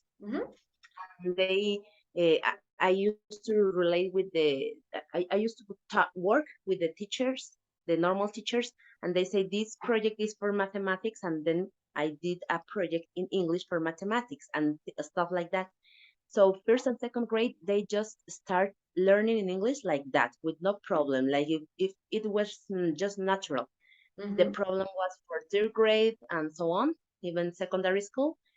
I have started the classes in English. Sometimes, like today, it happened to me today. I asked to a girl, why you are not in your place? And she looked at me and say, I went to the bathroom. And I tell her, who give you the permission? So she looked at me and say, the other teacher. And then I said, okay, now go to your place, please. ¿Qué me dijo, teacher? Eso yo no la entendí.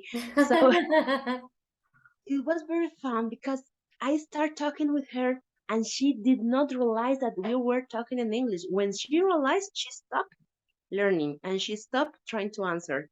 And she just freaking out like, oh my God, I don't know how to say that. But before she realized it, she was answering like something natural. Oh, that's my experience, and that happened to me today. I think that's very reinforcing and comforting as a teacher to know that your students are no longer scared and that they understand. They're really understanding. Thank you. Thank you very much for sharing that. Dalia, you wanted to say something? Yes, I use images Mm-hmm. to avoid translating. So when it's a word that there is no something to put, is so hard. Mm-hmm. Talking about the days, and they don't know that before either in Spanish, that I don't know who day is today. So it is difficult when they don't know. But with object like I need your notebook, and I take the notebook Mm-hmm. and purple and this color, just like movement and taking the object and showing and act with them. Sorry. Mm-hmm. Exactly. That's what you do when you don't want to speak in another language. Very good. Anybody else would like to share something? Me, Eduardo? Lorena. Mhm. Sorry, I have some troubles with my camera. No, don't worry. I used to use a daily routine. You okay? Daily routine has topics like the weather, what's the weather like, how do you feel, tell me the date, uh, what else?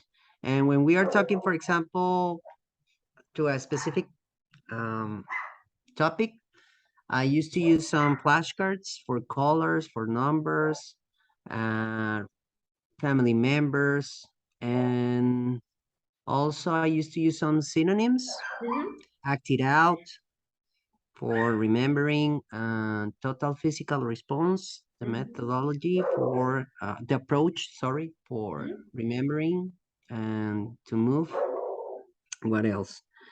And colors, I used to use colors, for example, underline the noun and circle the verb.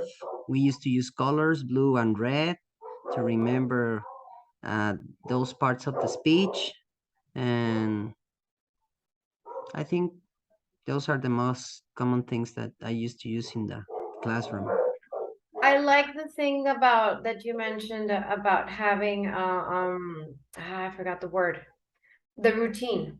Daily routine. Yeah, that Yeah, routine strategy, I think that's really good for students yeah, because they know what's next, and it's yeah. They are learning the days of the week, months of the year, ordinal numbers, and the structure of writing down the date. And yeah, they know how to say it. From I've been working since September, and nowadays they used to use it so well. Yeah, that's a really good. That's a Daily really routine. I learned that. I learned that because I was working in a college last 2 years. Was AMCO strategies and AMCO uh, yeah, AMCO ways of work. I like that. I like that very much. I usually try not to if I see that they don't need it, I definitely try to make the entire class in English. But I do remember when I was teaching intro and the very first levels, I had I was instructed to say the things in English and then translate them to Spanish and try to be as much as communicative with my facial features and my body communication. And if I could say something and use a flashcard or an object or anything to try to avoid the translation, that would be great. But that was when I was working at a school and I had all this material. But during the pandemic, and a little bit after the pandemic, I decided that I was going to teach at home to help students that had gotten a little bit behind in their classes. And we have a school here that sells itself as a bilingual school, but it's actually not. And a mom hired me, and she brought in her two kids. One was about to go to first grade, and the other was in, I think in the third year of preschool. And she told me, please, during 2 weeks, for 2 weeks, I want you to prepare my son because he's going to start his first grade of elementary school, and they're going to speak to him entirely in English. And I don't want that to be a shock for him. And I'm like, okay. So in my mind, I thought that he was going to have at least some understanding or something. And she's like, please try not to speak to him in Spanish, and just try to, you know, make him and force him to speak English. Okay. And I asked him, what about your younger son? And she's like, no, well, in preschool, they do mostly in Spanish, and they do some English here and there, but it's mostly in Spanish. And when they get to my house, I'm like, they did not understand anything. And I kept trying to speak to him in English, and he would just stare at me like, teacher, I don't know. And to me, that was a little bit shocking. And I had to tell his mom, I'm so sorry. I had to do it. I had to translate. Teacher? Yes, The activity that I done is like bilingual words. I talk them in English, and then I ask them, okay, tell me in Spanish, and then vice versa. English, Spanish, Spanish, English. And then I put some music, and I tell them to draw what they hear about the topic. An example, like Halloween. I put music, and I tell them, okay, hear the song and then draw it. And I talk about another routine, like a clean habits. You know, like wash your hands, brush your hair, something like that. Were your students able to write? Like, did they know how to write and read? Yes, the first grade, I told them about like, what's your name, hi, wash your hands, and then they draw it. Okay. The second and third level do the same because are youngest. Okay. But Yeah, these two kids that they brought in, like the one that was going to first grade could write very basic sentences, and the one in preschool did not know how to write. So I had the challenge of, how am I going to teach these two kids that were at so many different standpoints in their lives? Their skills were just so far apart, even though there was, you know, just only a year in difference between each of them. So it was a struggle. I don't know if the mom was too happy, but I'm like, if you chose that school and they're going to speak to them entirely in English, chill. They will learn the language. They don't need to stress during vacation. Yes, Dalia, go ahead.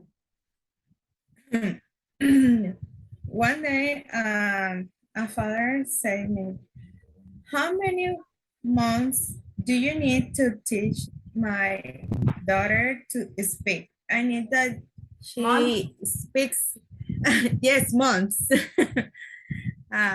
She speaks English so far. And I say, well, your daughter don't like to speak either in Spanish, so it is hard to make her speak. Exactly. It's a challenge if they're shy. Exactly. Yeah, and at the moment, comparing the experience that I had as a particular personal teacher, my daughter, the school that she's going to, she's in the second year of preschool. First year of preschool, half of her classes were in English and half of her classes were in Spanish. And starting the second grade, all of her classes were in English. And I'm very sure that the teacher does not translate. maybe 1 or 2 words, but she doesn't really translate anything.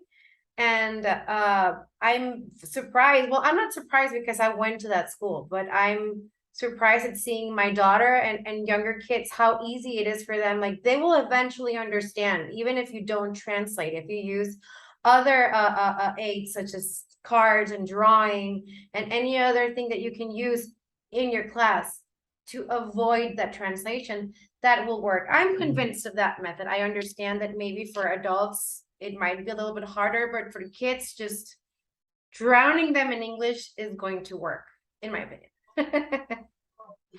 I think that it work, but I insist that it's different when they work in English, all the classes that would just take one class in English, Exactly. 1 per week or 3 per week, because the knowledge that you work one day is not quite fresh for the next class. Exactly. And yeah, and that's the key too. If We can try, but it's very hard for them because all the places, the people, the words in around them in their community is in Spanish. Well, even in city, it's easier to do that than in the places like some places here that are very far, and they don't have anything around that speak in English or talk in English. I understand. And we have a lot of things in English since we're very close to the United States here in Sonora, but I understand that down south, it would be less common. Do you encourage your students to listen to music in English and watch TV shows in English? No, you don't? Who does? Yes, for example, I have an activity with them where they have to pick up a song that they want or they hear or they love, even with the favorite artist, and with the song they have to underline subject or nouns or verbs. The important is not the verb or the subject, but they can approach to their favorite artist through the language. So they start learning what the song says, because sometimes they sing it, but they are not aware about what the information is there in the song, and sometimes they think the meaning is different. Like Careless Whisper that many people used to sing is very, even in the weddings they put that song and it's the opposite. So I think that they start learning about the artist and they realize that they can learn more their songs they want when they research about the information that they are having in front of them. So we pick the songs by teams, and then I look for the songs and I and all the class sing it. We work with that like 1 week, and they feel happy because their favorite song is sung by all the classroom and all the classmates is involved in this activity. I like that. And I like that they choose their song and then everybody gets to know, oh, well, this person, this student likes this song and we're going to share their taste. So I like that activity. Thank you for sharing. Okay, let's keep going with the presentation. I like that you guys are very participative. Thank you. Okay, so the direct method wants to convey meanings directly in the target language through the use of demonstration and visual aids with no recourse to the student's native language. The main principles of the direct method are the use of realia, which would be images and objects. We just spoke about that. The use of demonstration instead of translation or the common explanation.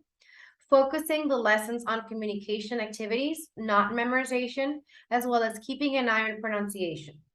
Inductive grammar, start with a set of examples that can enable students to think in a logical rule of use, and produce a syllabus based on situations or topics, not usually on linguistic structures. All of the strategies that we're going to see have their strength, their weaknesses, their opportunities, and threats. We're not going to be able to go very deep into all of them because we only have a certain amount of hours for this course. So let's just scroll as quick as possible for the ones that we're going to be able to see today. The method that we're seeing right now, the strengths, the learners learn the language, not about the language. They learn to think in the language, which I really like that. The speaking and listening skills are developed. It avoids the translation in the communication process. And I really like those strengths. The weaknesses. Students run the risk of using the incorrect grammatical rule, which can happen. Learners do not develop the grammatical and writing skill. And this method is more appropriate to native speakers. Opportunities. How could we better this method? There is a self-correction by the students. Students can learn how to think in the target language. And teacher can assign conversational activities in the classroom. And finally, we have the threats.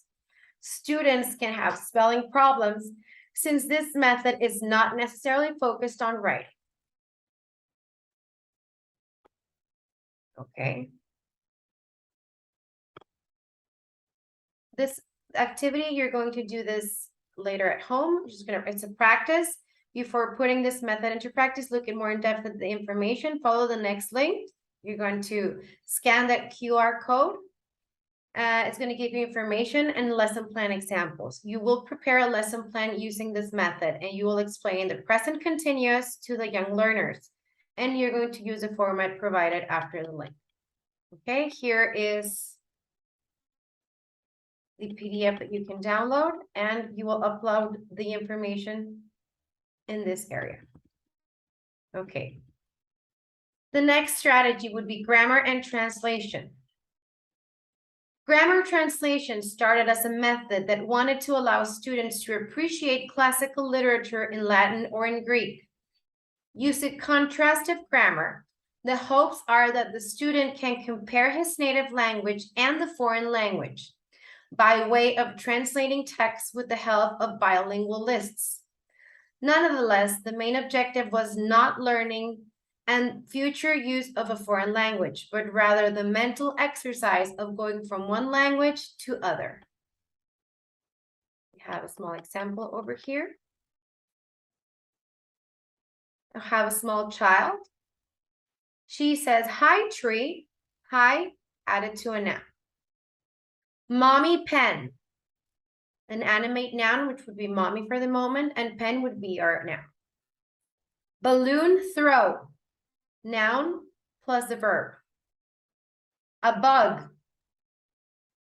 And the mom over here that is doing more right. We could use a or another quantifier and a noun or a verb. If you can see, this is a perfect explanation because this is mostly how younger kids start speaking in their native language. And if they're trying to learn a new one, even adults tend to speak a little bit this way. Let me scroll down. The teacher is the main source of information while the students become receptive, passive, and accessible. The strengths would be that the students learn a lot of vocabulary and grammar rules. It helps the students develop their minds through memorization activities. Reading and writing skills are well developed. The weaknesses would be listening and speaking skills are not that developed. The learners are just translating from one language to another. I really don't like this part. The language used in a class is the learner's mother tongue. So we would specifically be speaking in Spanish to teach English. Opportunities, learners learn a new language by using textbooks. Students learn grammatical paradigms. Students know vocabulary equivalent in their mother tongue. And of course, we have a few threats. The students' lack of comprehension translating word by word. Learners get bored and frustrated. And it is very focused in accuracy and the mistakes are not tolerated. So I don't know if you ever have used Google Translate is a better tool for translation right now, but if you use Google in the very beginning, it would do a terrible job of just translating word by word without giving you the correct structure of a sentence. So it would be something very similar to teaching the language that way. In a grammar translation classroom, the techniques would be the following. Translation of a literary passage. From L2 to L1, teacher works with students on vocabulary using the native language. Reading comprehension questions. Students answer questions about the passage. A teacher calls out each student to read their answers and correct them. For example, antonyms and synonyms, students translate word lists and try to find synonyms and antonyms. Cognates, they can find similarities between L1 and L2 and they are emphasized. Deductive application of grammar, the grammar rules are presented first and then applied to the exercises. You can also do fill in the blanks. This would be with new vocabulary or grammatical items. And memorization with word lists, new vocabulary, translations, verb conjugations, etc.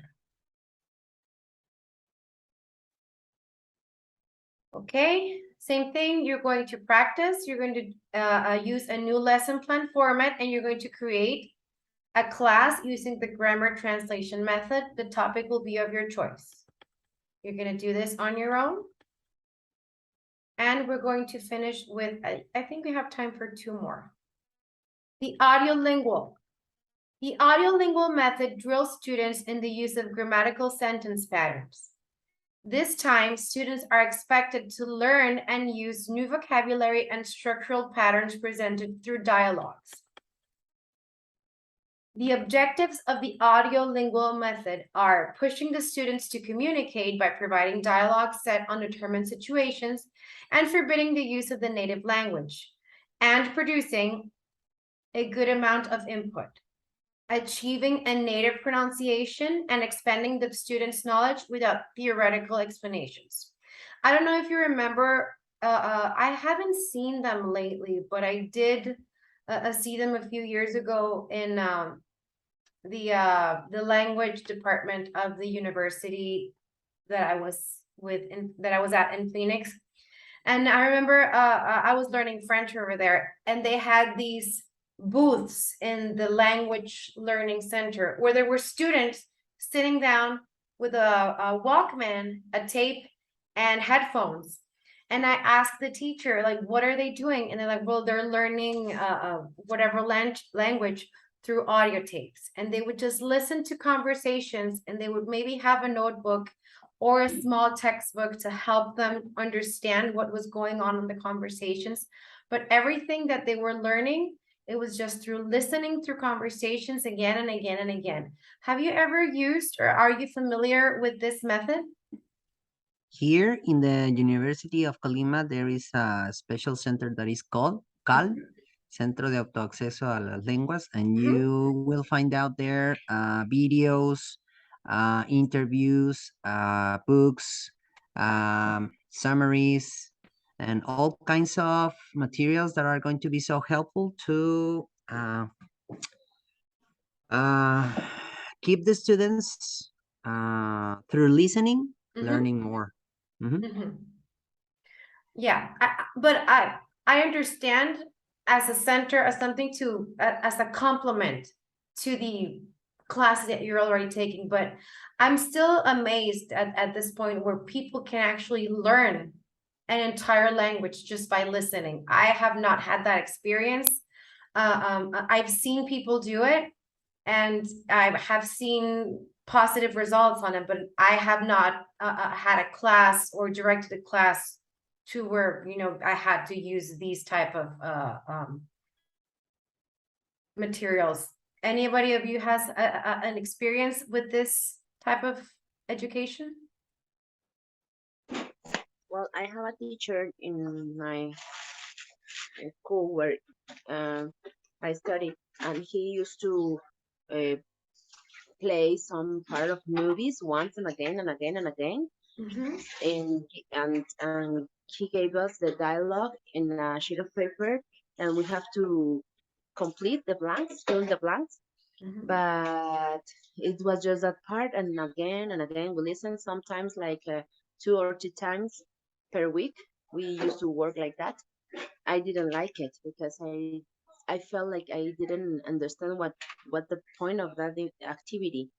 I guess maybe the activity works there in a, for example, in this case where you seen it, with where you saw it, because they talk in English also as a community.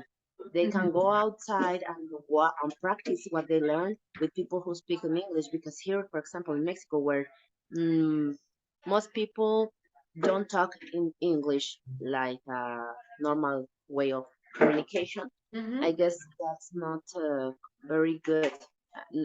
I don't know how they work because I didn't see, but the way the teacher worked with us, I didn't like it. I mean, all the classmates used to do like a repetition.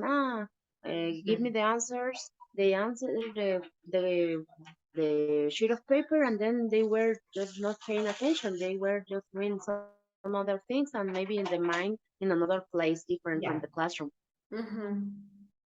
Yeah, I think it might work, but for somebody that's just very disciplined and very focused. So yeah, I like it as a complement to my class, something extra, but not as, you know, just my entire way of working and learning.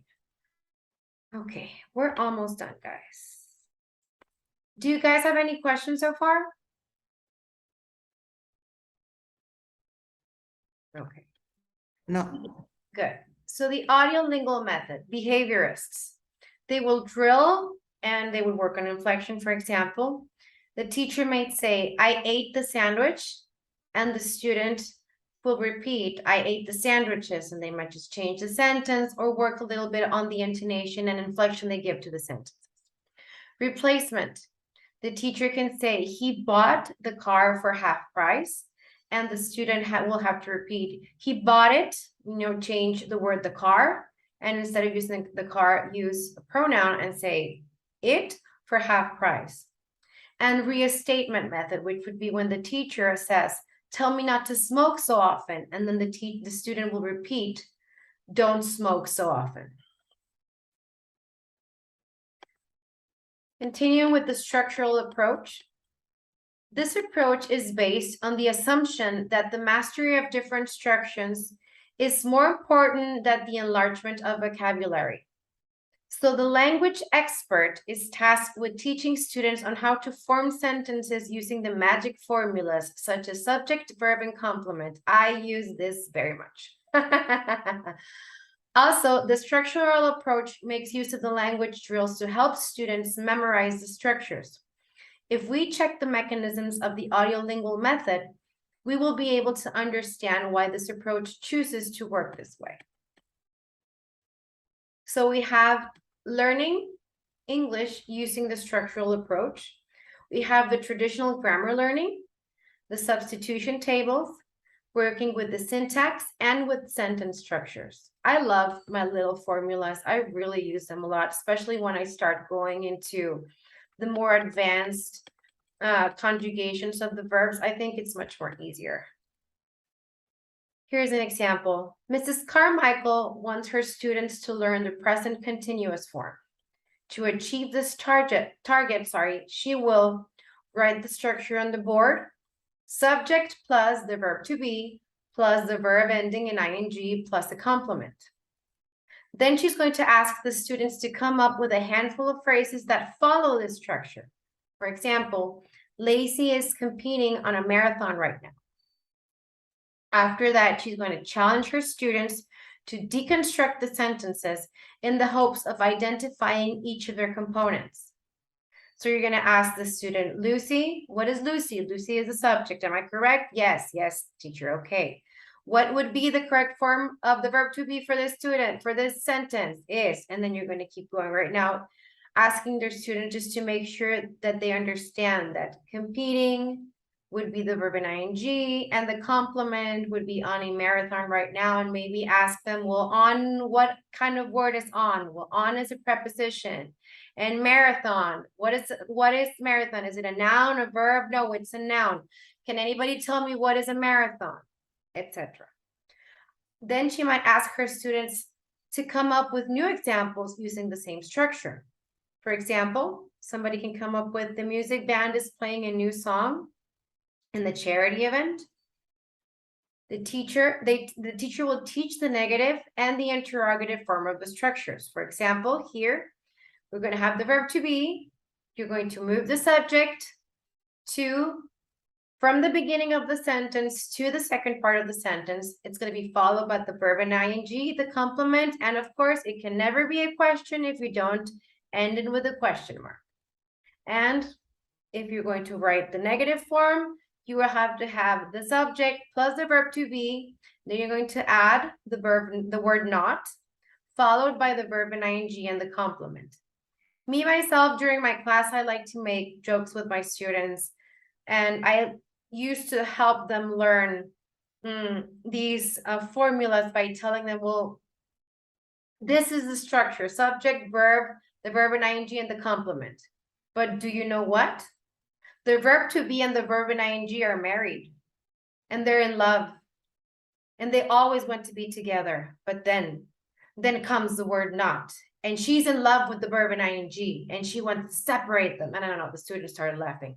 So you always have to remember that when you want to make a sentence that's in the negative form, which is bad because we're having an element separate true love.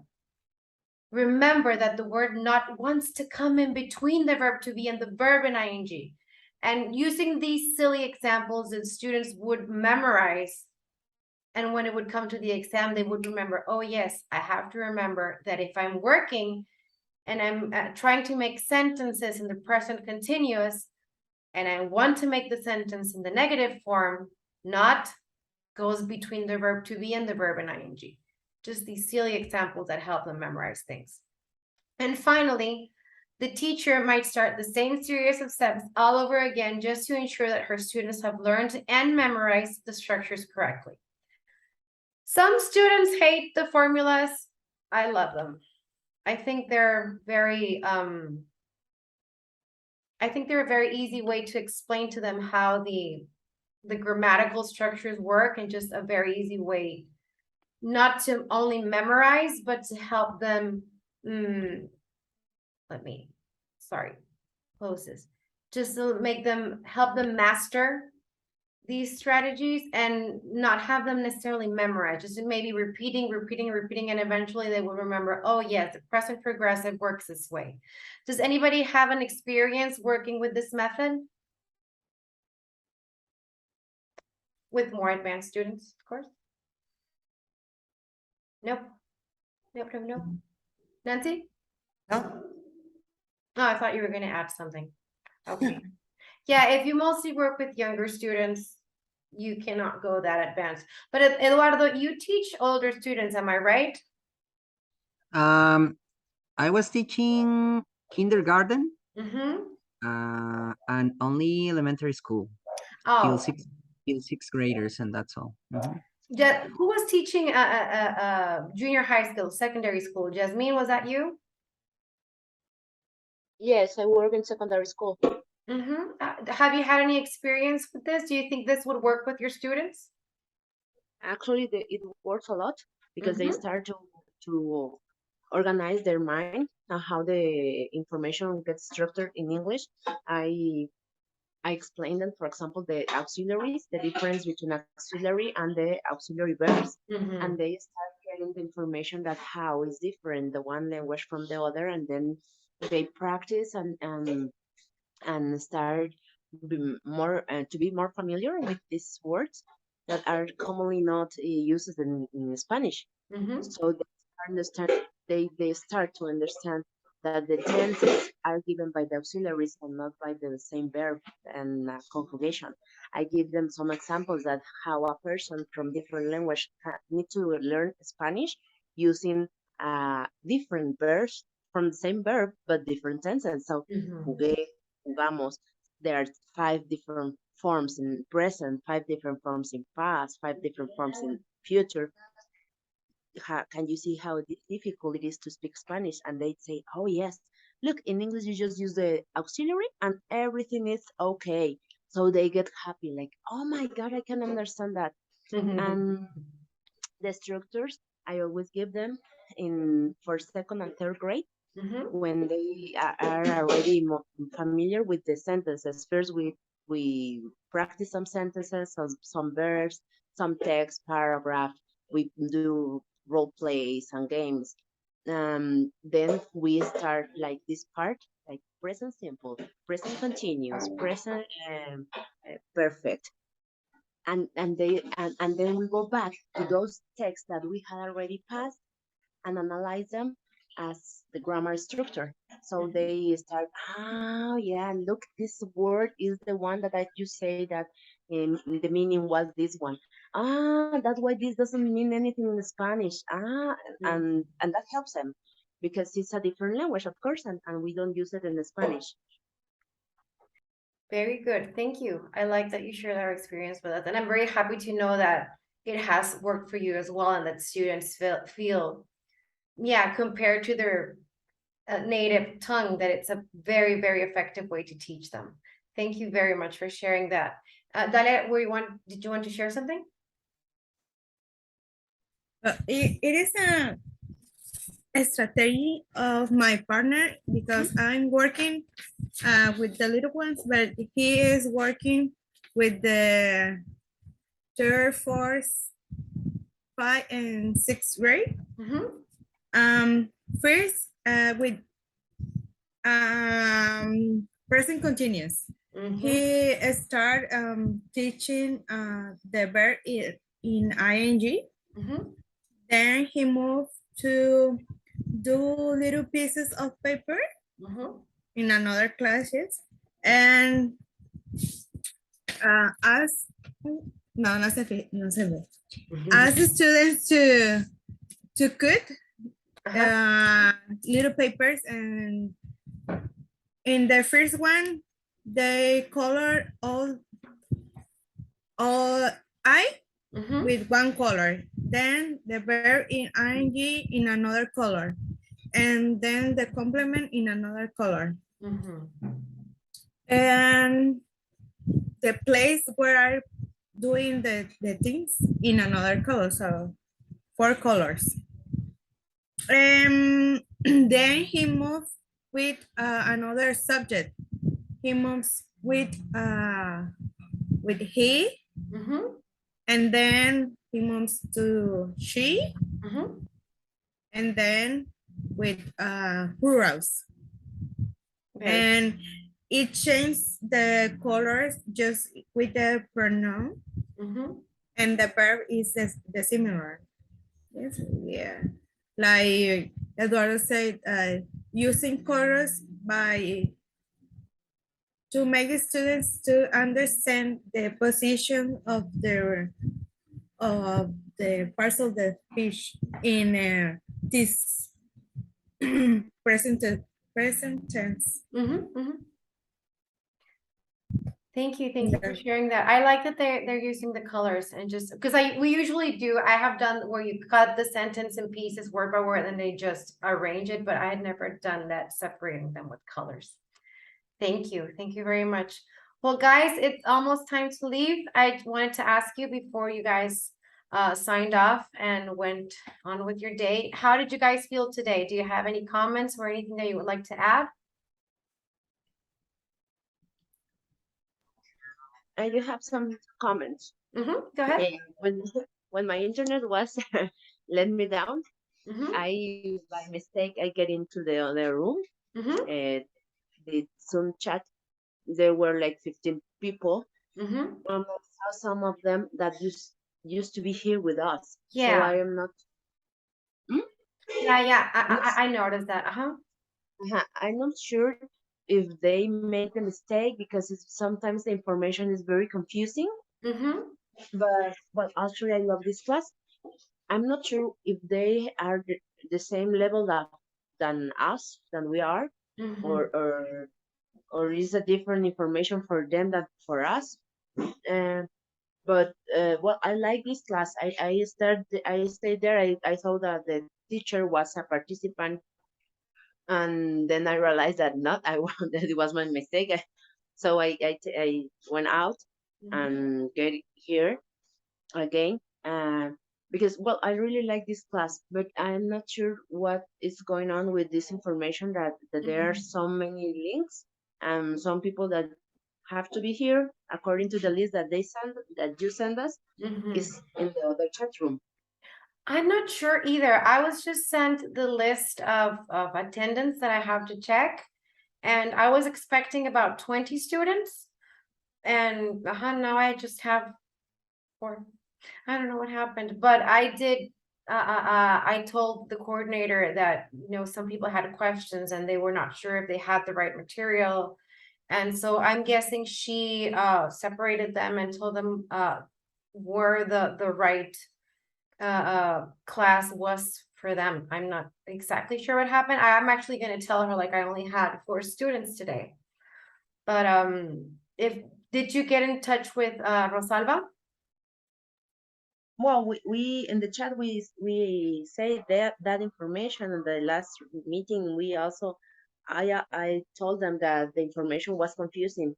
That it was important that they separate the information for ones and the others and give personal information to one email, because, for example, sometimes they send me information to one email and then and the other times they give information to another email. So I have to be picking up the links and the pages. But well, I don't know that they are the organizers. I really feel bad for those that are missing this information, this meeting with you, because you are an excellent teacher and I really like this class. I hope, well, I don't hope. I feel myself that I am improving each time class, and we are only 2 classes. So I hope this is a hope. I hope this class continue because I'm loving it. Thank you so much to my classmates and you that are our lead and our teacher, because I really like the way you take us. Thank you for your really kind words. I like this class, and I'm very happy that you guys are participating. And I really like that you guys feel comfortable sharing all your experiences, and we all learn from things that we would have never imagined, and somebody did and worked in their classroom. So thank you guys for sharing all. It's 8. I don't want to keep you here any longer. Does anybody else have anything else to add? Thank you, just thank you. No, thank you guys. So I'll see you tomorrow. Okay. Thank you. Make sure that you do the work and then you upload it to the platform. And if you need anything, let me know, guys. Okay? Okay. Thank you. guys. Thank you. Have a Bye. good Thank day. you. Good night. Bye. Good night. Bye. How do Good I night. stop the recording now? Yeah, because I changed the window. Where is it? Thank you. Thank you, guys. You can sign off. night. Corey. Okay. Oh, there you go. Stop.